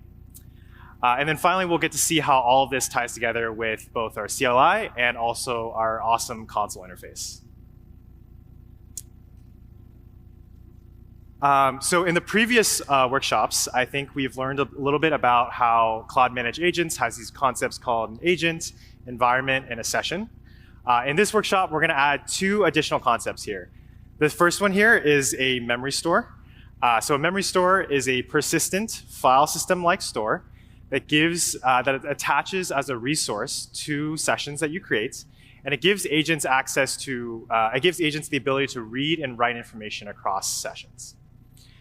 A dream is an asynchronous job that runs in the background. It looks over an input memory store and a bunch of your previous sessions that are represented as transcripts. And then we run a harness over them to distill new information that maybe the original agents missed. We do things like fact checking. We also organize, consolidate, and deduplicate information so that your memory stores don't grow unbounded over time. So also, in case anyone in this room has not already downloaded the workshop repository you'll need for this, here is the URL. I'll give a few seconds for folks to just grab that. OK, so let's kind of like talk a little bit about the problem today. So when you create agents on Claude Managed Agents today and sessions, most of the time you're creating one session at a time, and these are isolated, right? The agent doesn't remember information from the past, and it doesn't transfer information to future sessions. So I want to kind of like take us through this base case today. So if I switch over to my computer, I'm in our workshop repository here. Hopefully everyone can see this in the back, but I've just run the Bootstrap script that we've included in the repository. And what this has done is basically created some seed information for us. So we have an agent, we have an environment, and we have a few like previous sessions that talk about things like the keynotes from day 1, as well as a previous workshop. And so what I'm going to do from here is actually go ahead and start walking through this guide with you guys. Feel free to follow along on your computers. I'll be using the CLI and then also showing kind of the console interface for each of these steps. So first, we're going to create a session that basically tells it some new information. So I'm going to copy this command here. And as you can see, we are creating a session with the agents that we've created before, with the environment ID. And we've given it a title here of just like write test with no memory.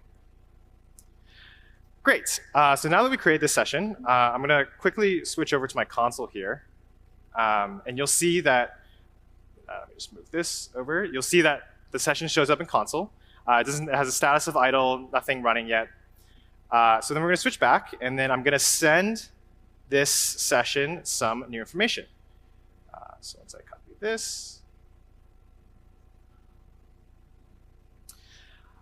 And what I'm doing here is sending a first user message here with information about the CMA talk yesterday, naming a few keywords like multi-agent orchestration, outcomes, and memory. And I've also just given it this URL example that I took notes and uploaded them here.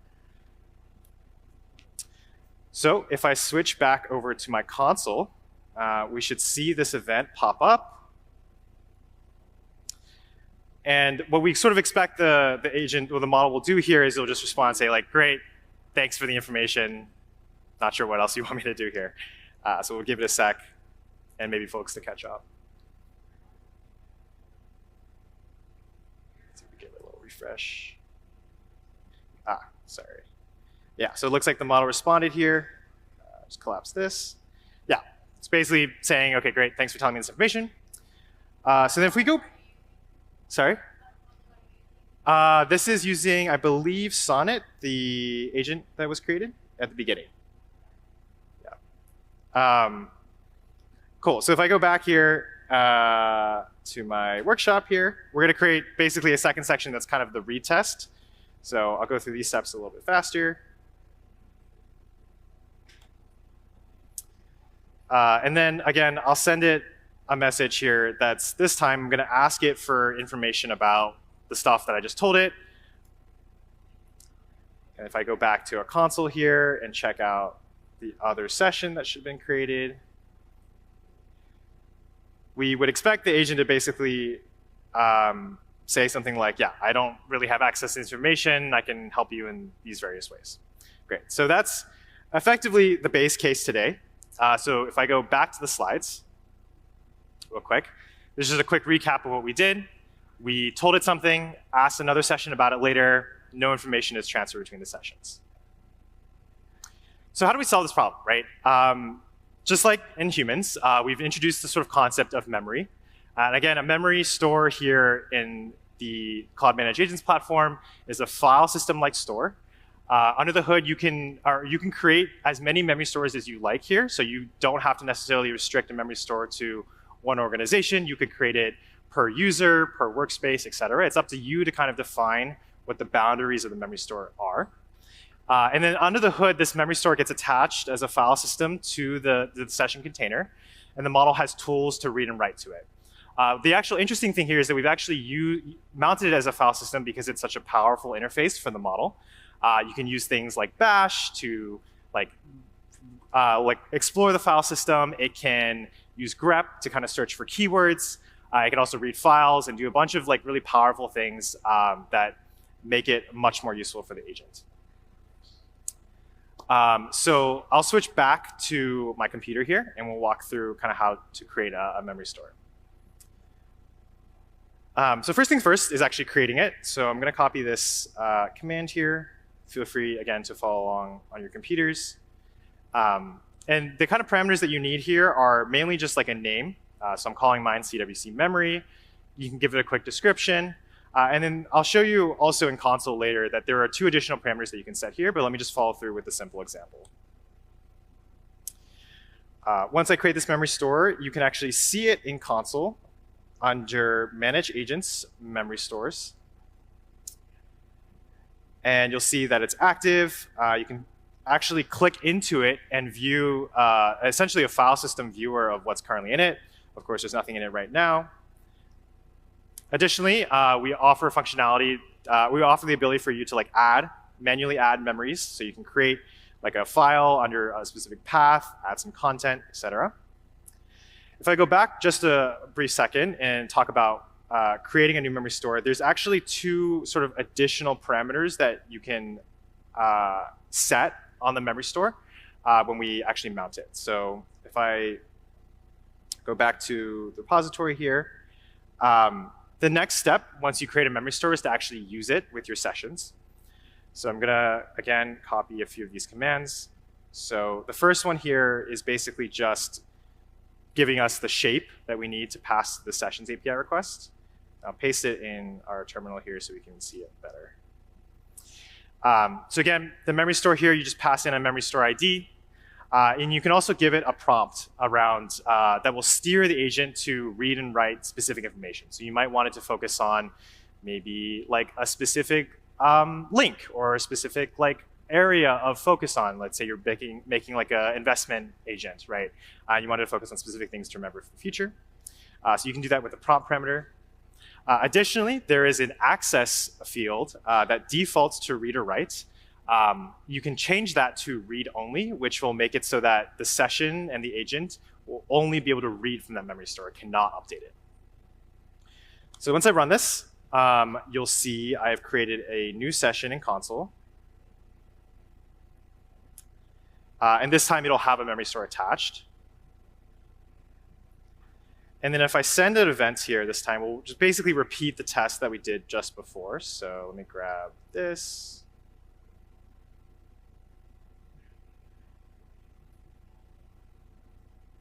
Again, same text as before, we're telling it new information. And hopefully we'll be able to observe a different behavior this time.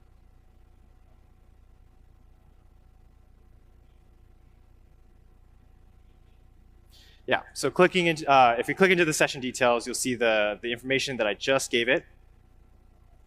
And now the model is like first looking at memory to see, okay, was there anything that like I need to remember for this conversation?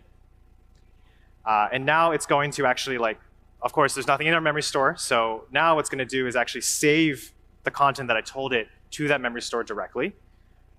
And it saved it under this like sessions.md file. And it's great, telling me that what it did.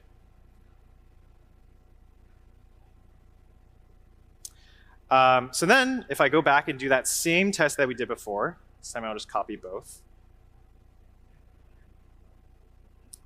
Sorry.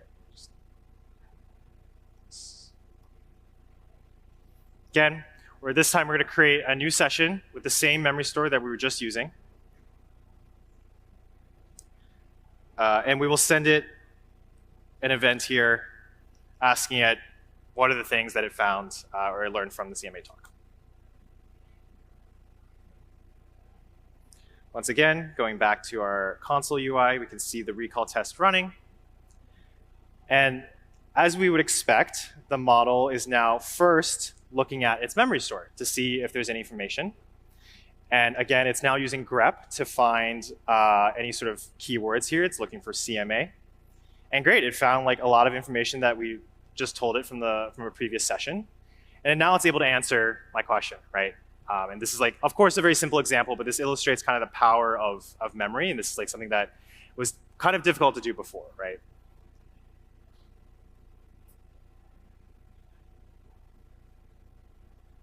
I'll give a quick pause in case anyone's straggling.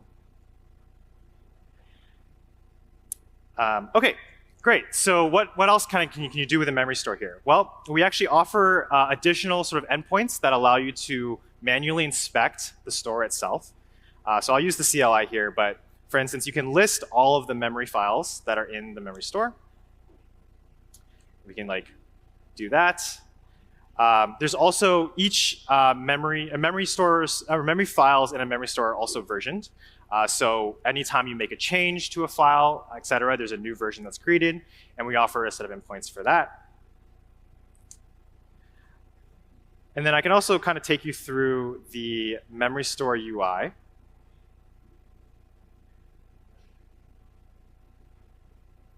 So each memory store you create, again, is here. And if we go back to our like kind of file system view, you can actually see the files that it created.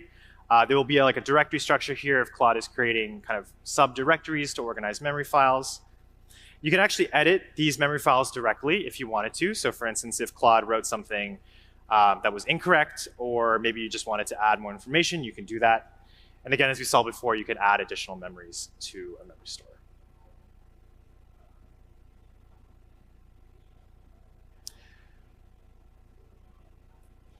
OK, so I'm going to go back to the slides real quick. And as we just talked about, this is how you create a memory store and then mount it on a session that you want to use it on. Again, it's up to you to kind of decide which of your sessions will use memory, which ones will not. We also saw how you can like list memories and see what's currently in a memory store. And let's move on to talk a little bit about dreaming now. So when you have agents that are reading and writing to this memory store over time, we've noticed that oftentimes they can start just kind of dumping information to that memory store. So it'll start writing maybe every task that you ask it to do, it'll maybe record its information, right? And over time, your memory store is going to grow, right? And there's no real process before that would allow you to sort of organize that memory, maybe check to see if anything was stale, and consolidate any duplicates, right? And so this is where dreaming comes in. Dreaming is a batch process that runs, again, asynchronously. You launch it using our API or through console, and it'll run a new dreaming harness that we built that is a multi-agent setup. It will look over each of the input sessions that you've given it. So you specify like an input memory store that you want it to dream over, along with like a group of transcripts that you think might help or enrich that memory store. It'll look through each one, do again fact checking, enriching with additional details, maybe dates, specific identifiers, and then it will also organize those memory files and see if there's any duplicates, anything that can help fix, so that when and it'll produce an output memory store such that in the future, when you attach that output to additional sessions, it will hopefully increase efficiency of like information retrieval. It also hopefully increase the intelligence of the agent. So let's take a look at how this works. I'll again switch back to my computer and we'll walk through it together.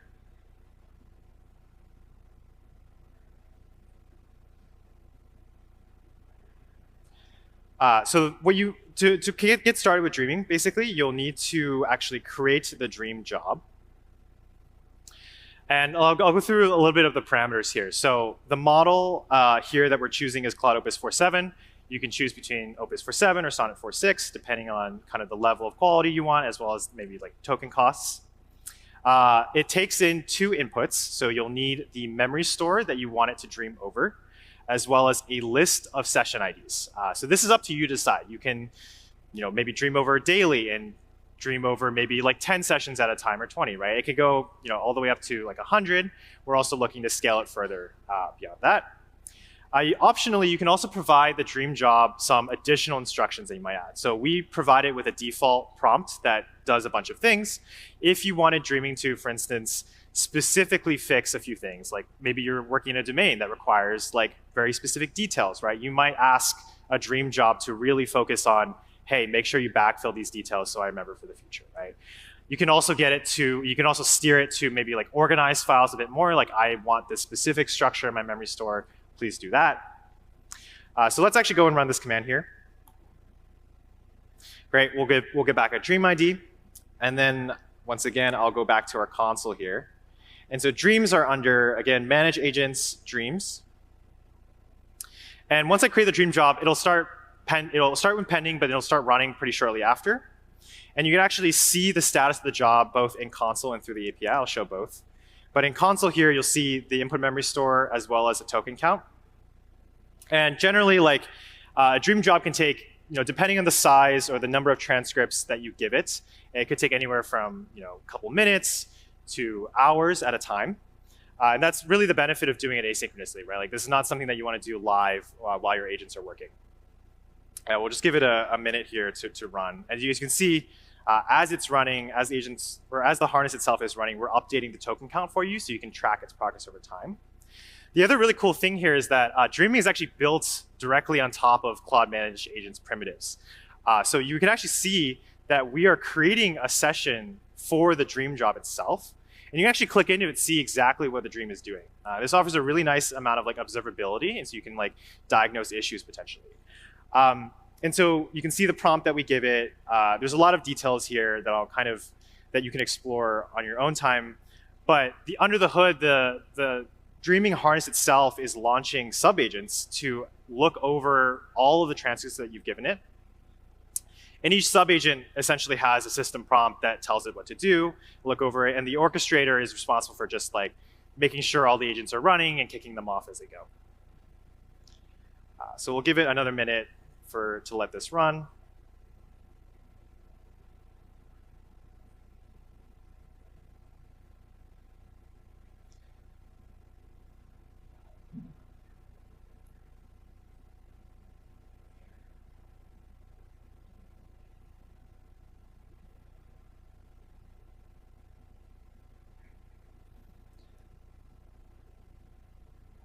Another thing to call out here is that while we don't actually touch the input memory store at all that you create, so this is a non-destructive process, what we actually do is we will clone your input memory store into what's called an output memory store.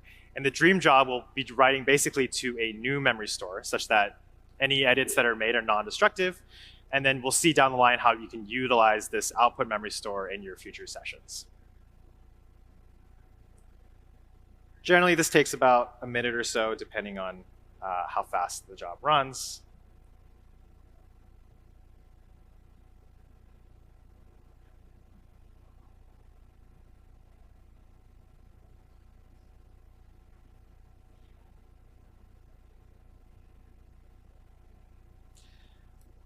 One other thing is that you'll see that I'm sort of checking on the job periodically as it's running in console. When you do this programmatically, we offer an API that allows you to just essentially query for the dream job, and it'll have a status, so you can pull for the status. Great, so it looks like it just completed. And the cool thing here is that in console, we actually show you a diff of what it did. So you can see dreaming here, it created an index file. This index file has sort of these slugs that reference the various memory files that a future agent might need. And the main goal of this is really just that future agents, it's a lot more efficient to kind of look at an index file and quickly grok what it needs to go look for instead of maybe doing a wider grep.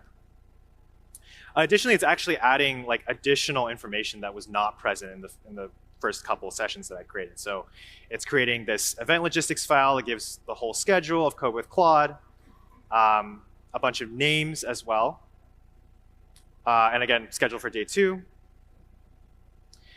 And you also see that it actually kind of reformatted the memory file that I created in a previous session. So this time it is adding, again, a slug, a description of the event, some additional metadata, and again, adding more details. And generally, we find that more information actually really does help future sessions. And if you think about it intuitively, while an agent's working on a task currently, it's kind of hard to predict down the line what it might need, right? That's just generally a harder prediction problem. So it's actually good to kind of write additional details down that a future agent might remember. And dreaming can always go back and remove stuff that is no longer needed. And if I go to the output memory store here, I'll just click on it. Again, you can see all the files that I created. It's another good way to sort of see what's what dreaming did. And if you wanted a human in the loop kind of review process, this is kind of where this is super helpful. Human can kind of go in and see if the dreaming harness made any mistakes. Okay, great. Just going to switch back to the slides real quick because I want to show a diagram.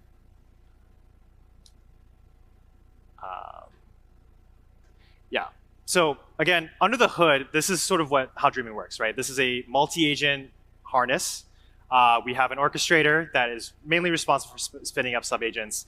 And again, we spawn one subagent per input session that you give it. And kind of the reasons behind this are we actually kind of want dreaming to be exhaustive by design. If you give it 100 transcripts, we want to make sure Claude is looking over all the information to make sure it's not missing anything, right? Great, so now let me switch back to my computer again. And this time I'm going to actually walk through how we might use this in a future session. So once the dream is done, you can actually go and grab the output memory store using this. So again, we're just retrieving the dream resource with the dream ID that we created, and then querying or just grabbing the JSON memory store ID. Great, so this is the memory store. And again, you can look through what memories it created.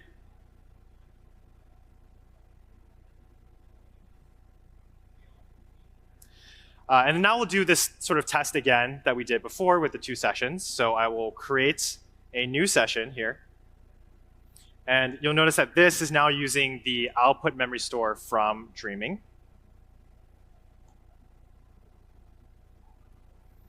Once again, we'll send it an event here.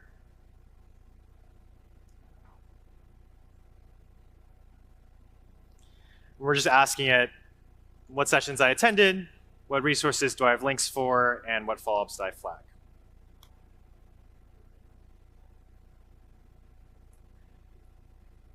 Once again, going back to the console, it's really a great way to visualize what's going on here. And you'll see that this time, when it's reading from memory, you'll see all the stuff that Dreaming did, right? So the index, the event logistics, and it's now reading it's starting to read the index first. Okay, great. Now it knows I'm going to go straight to the sessions file. It's being a little exhaustive here, just checking for event logistics.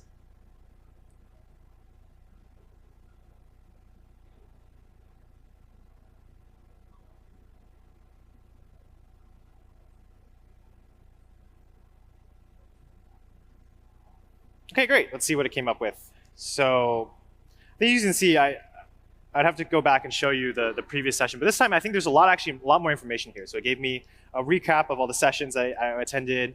It's giving me timestamps now about all the sessions that were planned for day 2, as well as the resource links, right? I think this kind of showcases again how Dreaming can really enrich information that is transferred between sessions.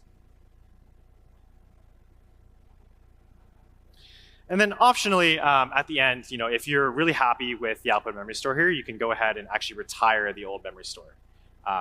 So this won't affect your previous sessions. It just means that it will keep the number of memory stores in your organization down to a reasonable level. Great. So I'm going to kind of switch back to the slides here.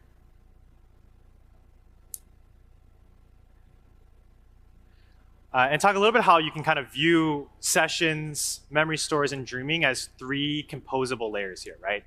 If you think of a session as an isolated instance of an agent running, it's typically one conversation thread, typically ephemeral, right? A memory store augments that. So now you can connect information between your sessions across multiple sessions, right? And then finally, with Dreaming, you're now organizing, enriching, and improving your memory stores over time, so that as you scale up the number of sessions you have, and as you scale up the information that it's being processed through those sessions, your memory stays at a reasonable level. It's manageable. It doesn't blow up. Also, it checks for things like staleness to make sure all the information is up to date. Okay. I wanted to highlight some of the maybe good questions that I got from the audience here. So one of them was around generally what is the token usage of this feature like?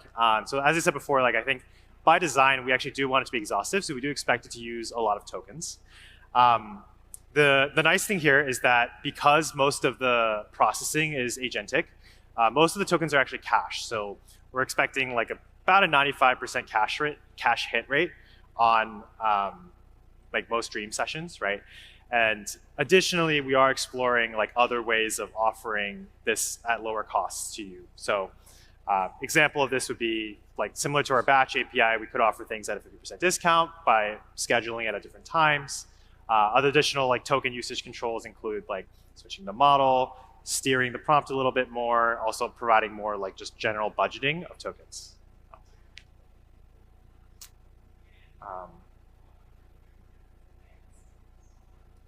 Great. So I think we're just about winding down. So I'm going to quickly kind of go over again for the folks remaining in the room, what we went over today. So again, we talked about the problem that most agents face today, which is how do you remember information across sessions? I think this is a pretty well-established kind of problem now. And we talked about how memory is kind of the first step to addressing this, right? You give agents access to something where they can dump their information, read from it, et cetera. But we also saw how this creates a problem where memory stores can grow unbounded over time. They can grow disorganized, information can grow stale, et cetera. And then we saw how dreaming can be used as a way to mitigate this problem, right? So we take another set of agents that their entire job is to improve that memory store for future use. Is what are some of the lessons I learned in helping Claude Code and CoWork kind of like grow, and as we're building out this team, and kind of like what things and it's interesting, it's lessons I learned even if I think about my time at Meta or even Microsoft, but even Anthropic. Like it's funny, I did this slide deck maybe like a month ago, and already I've had to change some of the content because, for example, when I started this deck, there were no routines, and that even like that way of working was different for me. And so, yeah, like we really want to, like I want to kind of cover 5 themes that I've noticed. One, which is the bottlenecks have moved, they've shifted. And so when bottlenecks shift, what are then some of the team norms that we had to rewrite within the Claude Code team? I also wanted to share a little bit about all these team norms we had to rewrite, how we rolled them out, and also what are some of the proof, some of the, you know, like some signals that I got of, oh yeah, we're trending in the right direction. And it's always going to be important for me to kind of look at to see, is it still serving us trending in the right direction? And then I'll end it with a few kind of like questions that I still have for myself, and then also some suggestions for you to maybe take an action item back to your teams to have conversations together. So with that, the first section, the bottlenecks have moved. I call it the shift. But you'll probably hear me repeat this kind of subtitle text a lot, which is, what served you prior may not serve you any longer. And when actually, even when I think about experience, whether it was like an Anthropic or Meta or Microsoft, that constant growth mindset is just a muscle that has served me really well. And especially right now when the rate of, I don't know if y'all are feeling it, the rate of change is just a little bit crazy, right? Like I remember the first time I started doing some vibe coding was last year, and it was still making some you know, bugs, and I'm like, why are you using constants everywhere? That's not good engineering practice, and now it's you know, just become so much more capable. But that's what I'm seeing as this interesting shift of when the bottlenecks moved. How do you think about adapting in terms of everything else around that bottleneck? So maybe y'all are feeling this too, but like for years, engineering bandwidth was the expensive thing. Like coding throughput was really expensive. And when you think about all the processes we have of shipping software, a lot of it was around, hi, welcome, there's a chair. Take away those reserve tags, there's no one sitting there. There you go. And there's another one right here, sir. Welcome. But yeah, like all of that, like even when you think about how we used to do planning, like remember we used to do like waterfall and then agile, everything was used to be because engineering bandwidth was really expensive. Actually, I'll take a little segue here. This is not the first time like when you think about our industry, we've always had to adapt. Like I'm gonna put you all in a time machine, come back with me all the way to the year 2000s. That was when I started my career. I worked on Visual Studio, and we were shipping Visual Studio 2005. And I kid you not, in those days, if folks remember, we used to ship software on like CD-ROMs. Before CD-ROMs, it was actually floppy disk. And so I still remember VS 2005, there were really hard deadlines. We had to hit those deadlines because we had to get the software to the manufacturing lab, to print on the CDs, to put in the boxes, to ship in the stores. And so when you even think about that, when we were able to distribute software online, that also changed how we ship software. And so that's what I'm finding really interesting of this new shift that I'm seeing is engineering bandwidth. It's no longer the expensive thing. So for example, on the Claude Code team, for sure, coding is rarely the slow part anymore. And I would say it's not even that it's not the slow part, it's just also the throughput has really, really increased. So it's not only like, yay, we're all getting to build more, it's just the amount that we're generating has also changed a lot. And so what we saw was, when your bottlenecks shift from kind of the coding and the actual act of typing, like if you remember, it used to be writing code was expensive, or writing tests, or refactoring. I remember all of these conversations of, we have to schedule some time to do refactoring. Oh, but we have to do product work, and this is expensive. When are you going to find that time to do it? All of that has shifted now. That is no longer the bottleneck. And so when that happened, sometimes I noticed that bottlenecks end up shifting towards other areas. And so what happened? Like, for example, verification, review, cross-functional partners, security, because coding is no longer the bottleneck, and also we're doing so much more of it, these are some of the new bottlenecks that we're seeing. So it's really always us asking, is this code correct? Who reviews this code? That's like probably one of the top questions I get from all fellow Eng leaders. Like, how are humans keeping up with how you guys are doing like code reviews? And interestingly, also, how is it maintained? Because now it is also a lot easier for us all to generate a lot of code. So also thinking about that maintenance cost too. So with that, these were some of the processes that I noticed quietly stops working. And I love that phrase, quietly stops working, because I don't know if you all, like, a lot of times we all put in processes, hopefully for a reason, right? Like we're thinking, hey, there was a gap here, we want to improve.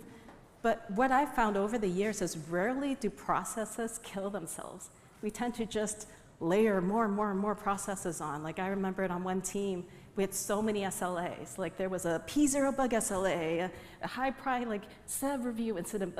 Anyways, there's so many SLAs. After a while, I'm like, oh no, we need to stack rank priorities so that all the engineers knew which SLA was going to be even more important. And I remember even at that time, I thought, hey, we should start thinking about what things we should defrag a little bit.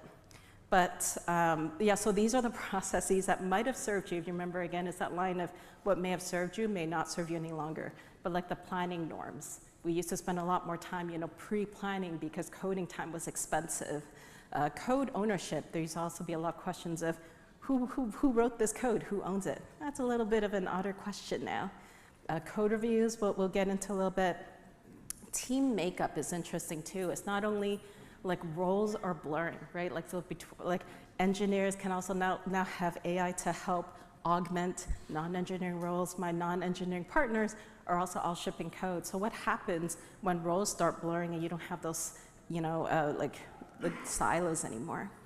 And then that also goes to knowledge sharing. Knowledge sharing and onboarding and everything is another signal that we're noticing at Cloud Code. How we used to do things change a little bit too. And so, in the first section, we talked about the shift.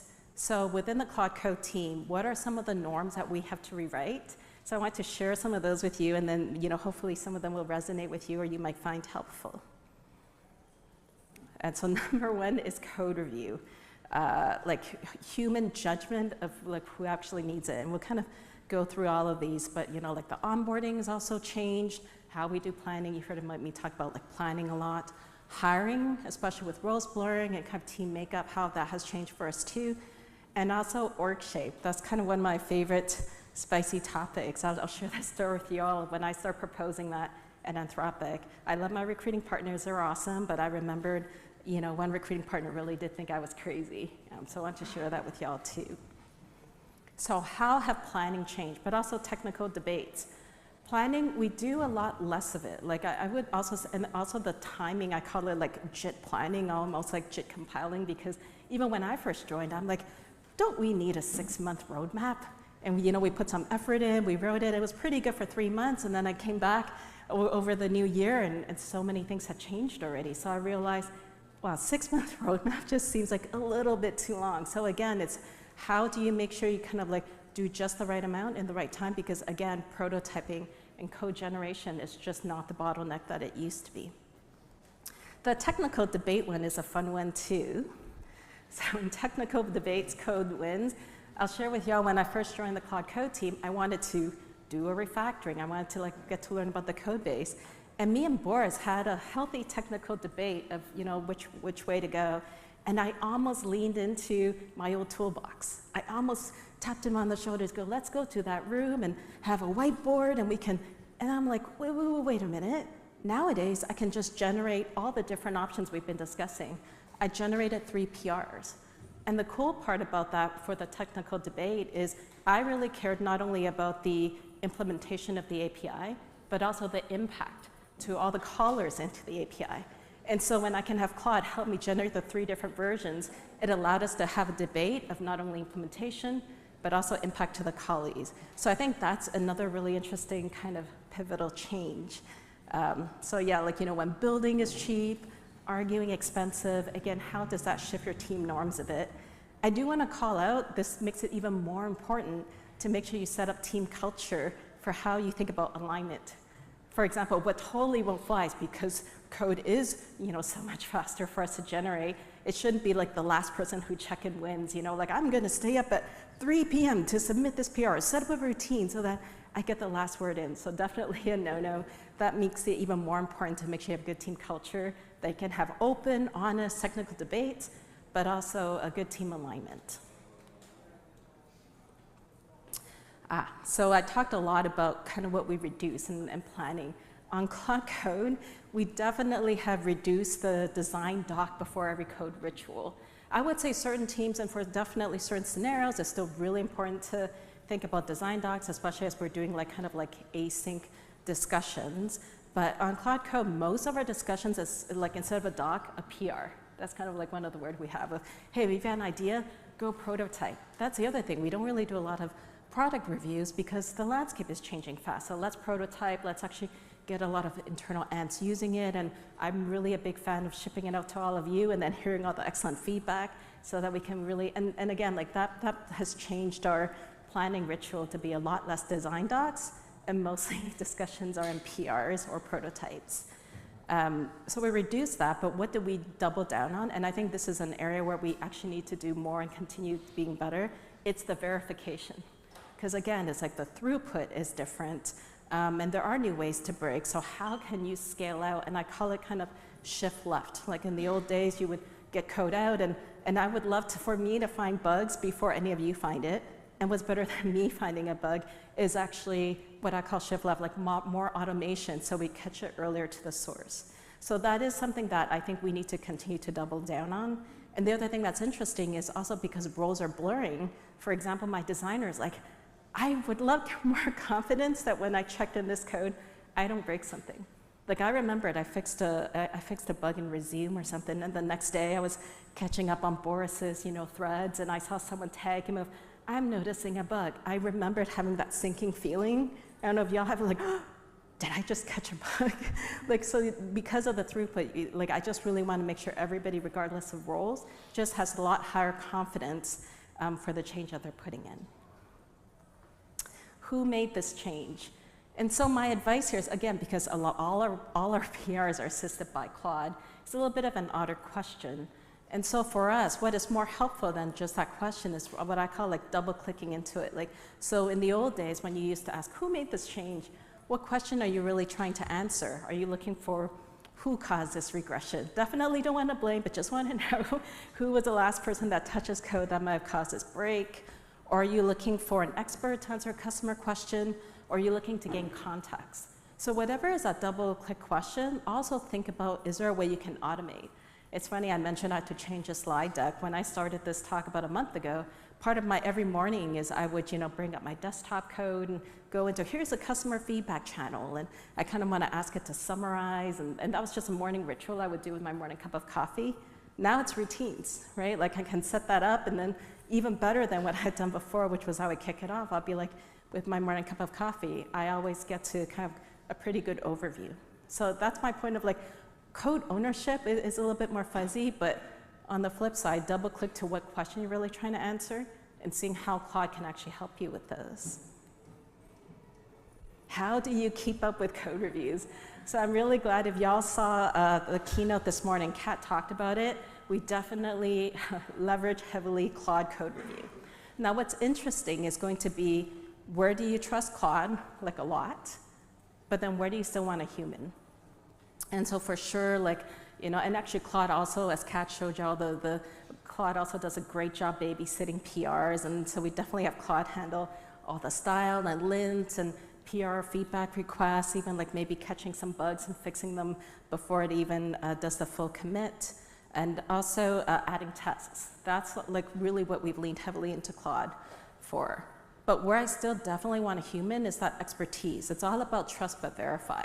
So for example, legal review, I always definitely want to make sure I'm getting my legal partner still.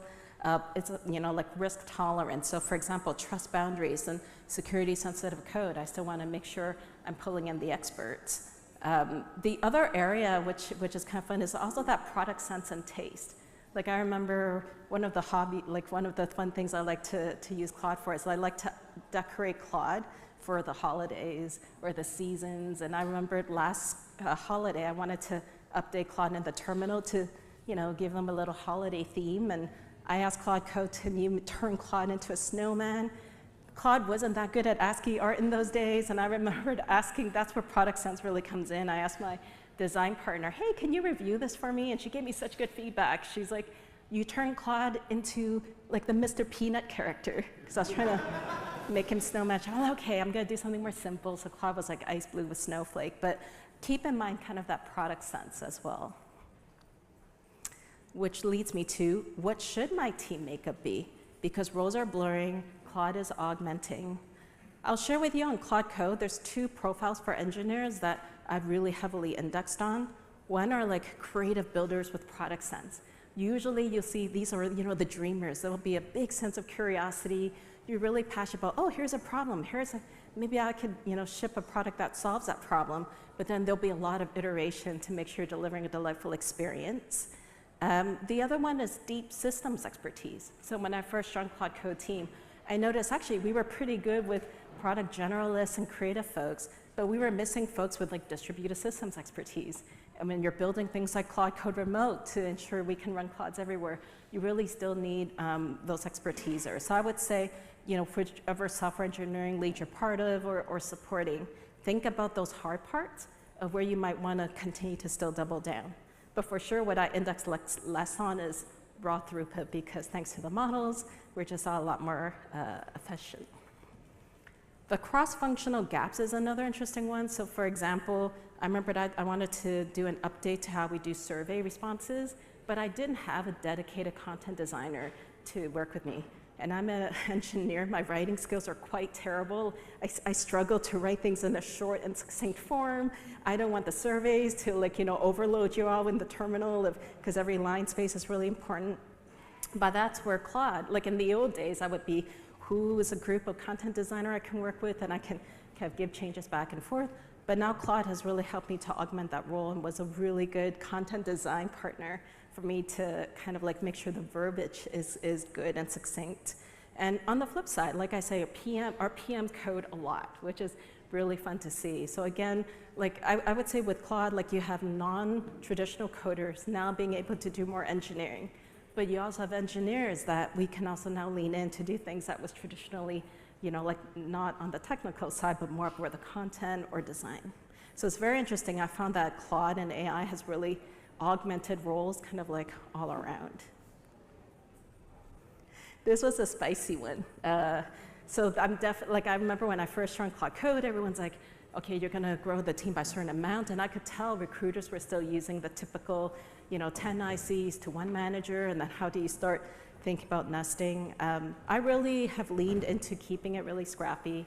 And actually, maybe I would step back too, whether it's at Anthropic or Meta or Microsoft, whether it was like Visual Studio or Facebook Marketplace or AR/VR devices or Claude, like what I have found to really help me ship great product is heavy, heavy, heavy dog fooding, especially for leaders where nowadays it's actually fun. I can still be in the code, but for a while it wasn't. And when you can't get your hands on the code, I would always make sure I make your time so that I'm actually using my product days in and days out. And so that's why I wanted every manager in Claude Code to start out as an IC first. And also like earn some street cred with the team and really learn how to be an effective engineer. And then I really structured the org to be as flat as possible because I want us to be super agile. This was just, my recruiters had some concerns because I remember they said, you want to hire managers and they will start as an IC first? No manager will be interested in that. I'm like, well, this is what dog fooding on the Claude Code team's about. This is what I expect, and if someone's not interested, it's better for us to do earlier separation. But also, again, this is like, there's no way I would have been able to ramp or be able to do code because my time is, there's just a lot of context switching without Claude. And so for those of you in the room who are managers, I really, encourage y'all to kind of like lean in. I'll be honest, for a long time at Meta, I would still try every year to do 1 PR a year just to, but the code, the workflows would always change. Like all the internal tools, like by the time I learned 1 command, it would have changed. Nowadays, I don't even remember Git commands. I just always ask Claude to help me out with all of that. Knowledge sharing, what becomes your new source of truth? So for example, on our team on Claude Code, the code is a source of truth. That's why I would go back to when I'm like answering customer requests, I just have my desktop Claude code, and then I have all my, local repositories to actually answer a lot of customer questions. So for us, just having that code base be the source of truth also like prevents some of the lag that you might have had before of how to keep up the documentation, correct with the code. But I would say this is where it's like do what makes sense for your team. So for example, if you still have a lot of really good specs, check those into the repositories and then have Claude lean in to help, take a look at how verify my code execution still matches what I expect on the spec. And so how did we roll it out? Because these were, I had just gone through some of the norms that we had changed. And I think it's interesting, there's a blend of what do we kind of mandate as team norms? Like make sure you're gaining alignment with the team. And then where do I really enable each, we have pods within Claude Code. Want to make sure I enable each pod to do what makes sense for them as well. So in terms of the balance, in terms of forcing function, it's aligned with the teams on the must-dos. So these are a few of the core Claude Code team principles that we really live and breathe. And by the way, if you remember, again, I'll go back to that growth mindset and always think about is something still serving you. We keep these up to date. So every few months, we'll be like, hey, is this still having the same effect or serving the purpose that we wanted when we started it? So for example, and I should replace this slide, it's not every engineer uses Claude Code. That's obvious. It's actually every Claude Code team member, including cross-functional partners. And actually, we all use co-work quite a bit too. Claudify everything you can. This is one thing where we're like, what's better than one of us doing it? Having Claude. So always think about, is there some way for you to automate, whether it's verification, more shift left, but always be thinking, what you're doing something right now, is there some way that Claude could actually help you do it? And the last one's my favorite, explicit permission to kill those processes. Because again, processes will kill themselves. But as you're supporting teams, it's really important to always get that fast feedback for your team of what are the things that, we're spending a lot of, I remember when I first joined Claude Code, we used to do stand-ups. And then the team got a little bit big, so then we had a spreadsheet. We would all put up our, weekly progress. And all of a sudden we're like, oh wait, we should just do a skill, right? Like a stand-up script, so then we can just run Claude, and all of us can always be much more kept aware of what everybody else is doing. So that's just an example of one day I remember looking at the spreadsheet going, wait, does this still make sense anymore? So always question and always look to defrag and kill old processes. What I want to make sure that I leave a lot of room for pods to adapt. It's for each team really has a lot of high agency for how they do triage or leverage Claude to do triage, any planning rituals or stand-ups, how they think about on-calls, and also which workflows to Claudify first. So we don't usually mandate thou shalt automate this. We have some suggestions and learnings, but always give room to your team, especially they may be touching on different problem areas. So if I zoom out, what were the 3 things I prioritized on, when I joined Claude Code that I felt has made the biggest difference? Keeping the team as flat as possible. Like managers really support pods of work, but really keep it agile. So for example, on Claude Code and Cowork, we have one overall team mission. Because sometimes when you start creating pods, each pod then wants maybe to set up their own mission, and then anytime you have to shift, it might take a lot of time to walk people through that, but it's really as flat as you can. I felt that served us really well. The Claudify everything better than you doing it. See how Claude can help you. It really frees us up to do more of the harder work. And again, the processes, they do pile on. So I encourage you to kind of work with your team to see what are the processes that actually you should be able to let go. So does it actually work?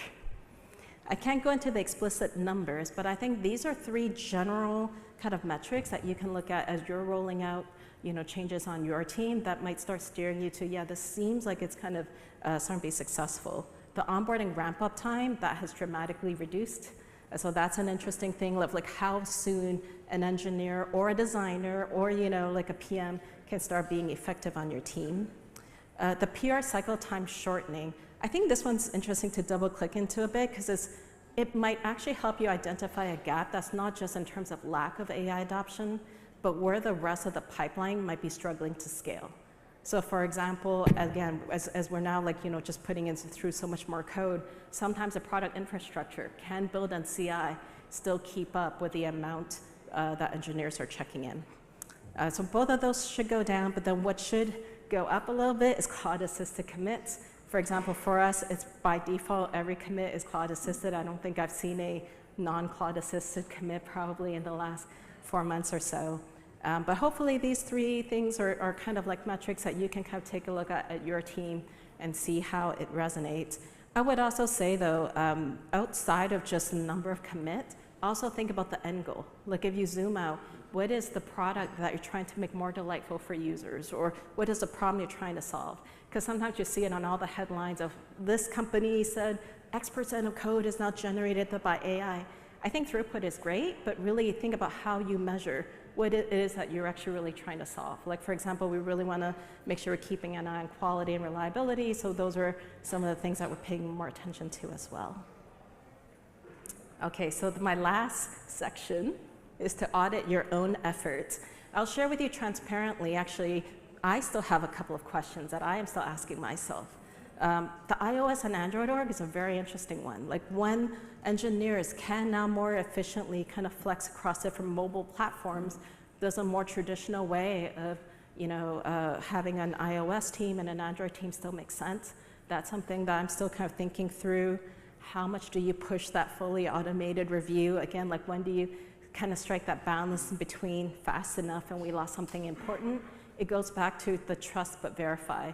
And what's interesting is you even might have heard today and earlier Dara and Danella's talk, the model capabilities do keep improving. So also, even if you might need to do more verify than trust for a certain section of work, that might also change with the next model. So that's why it's always important to reevaluate. And roles are blurring, so how do you make sure that everybody feels equally productive? So if I were to leave you with one thing to take back of is, pick your noisiest workflow. And by noisiest workflow, it could be most expensive, what's something that, you yourself might be dreading or even your team might not really look forward to it. And ask, is it still really serving what's the purpose of there? Like, actually, I'll share another funny story. There was a team I was on where we used to have this weekly review. It's a very expensive review, like 50 people, in this large room. And then I noticed everybody's on their laptops, except for when it's their time to give status report. And then they pop their head up, say the status, and then go back down. And I'm like, this is a very expensive meeting. And I just asked that simple question of, why are we having it? And just that one question, everybody's like, yeah, it's true. And so we canceled it. So that's why it's always important to think. And so yeah, like I figured this might be something fun for you to take back and look and see what's one piece of workflow that you might consider, can you either automate or maybe even is it still, is it still serving its intended purpose? So with that, that's the end of our talk. I'm like, thank you.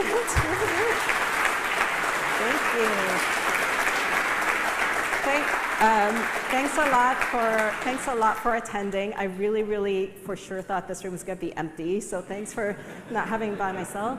And I'm around here today and tomorrow, so if you have any questions or want to chat more, feel free to introduce yourself and happy to chat.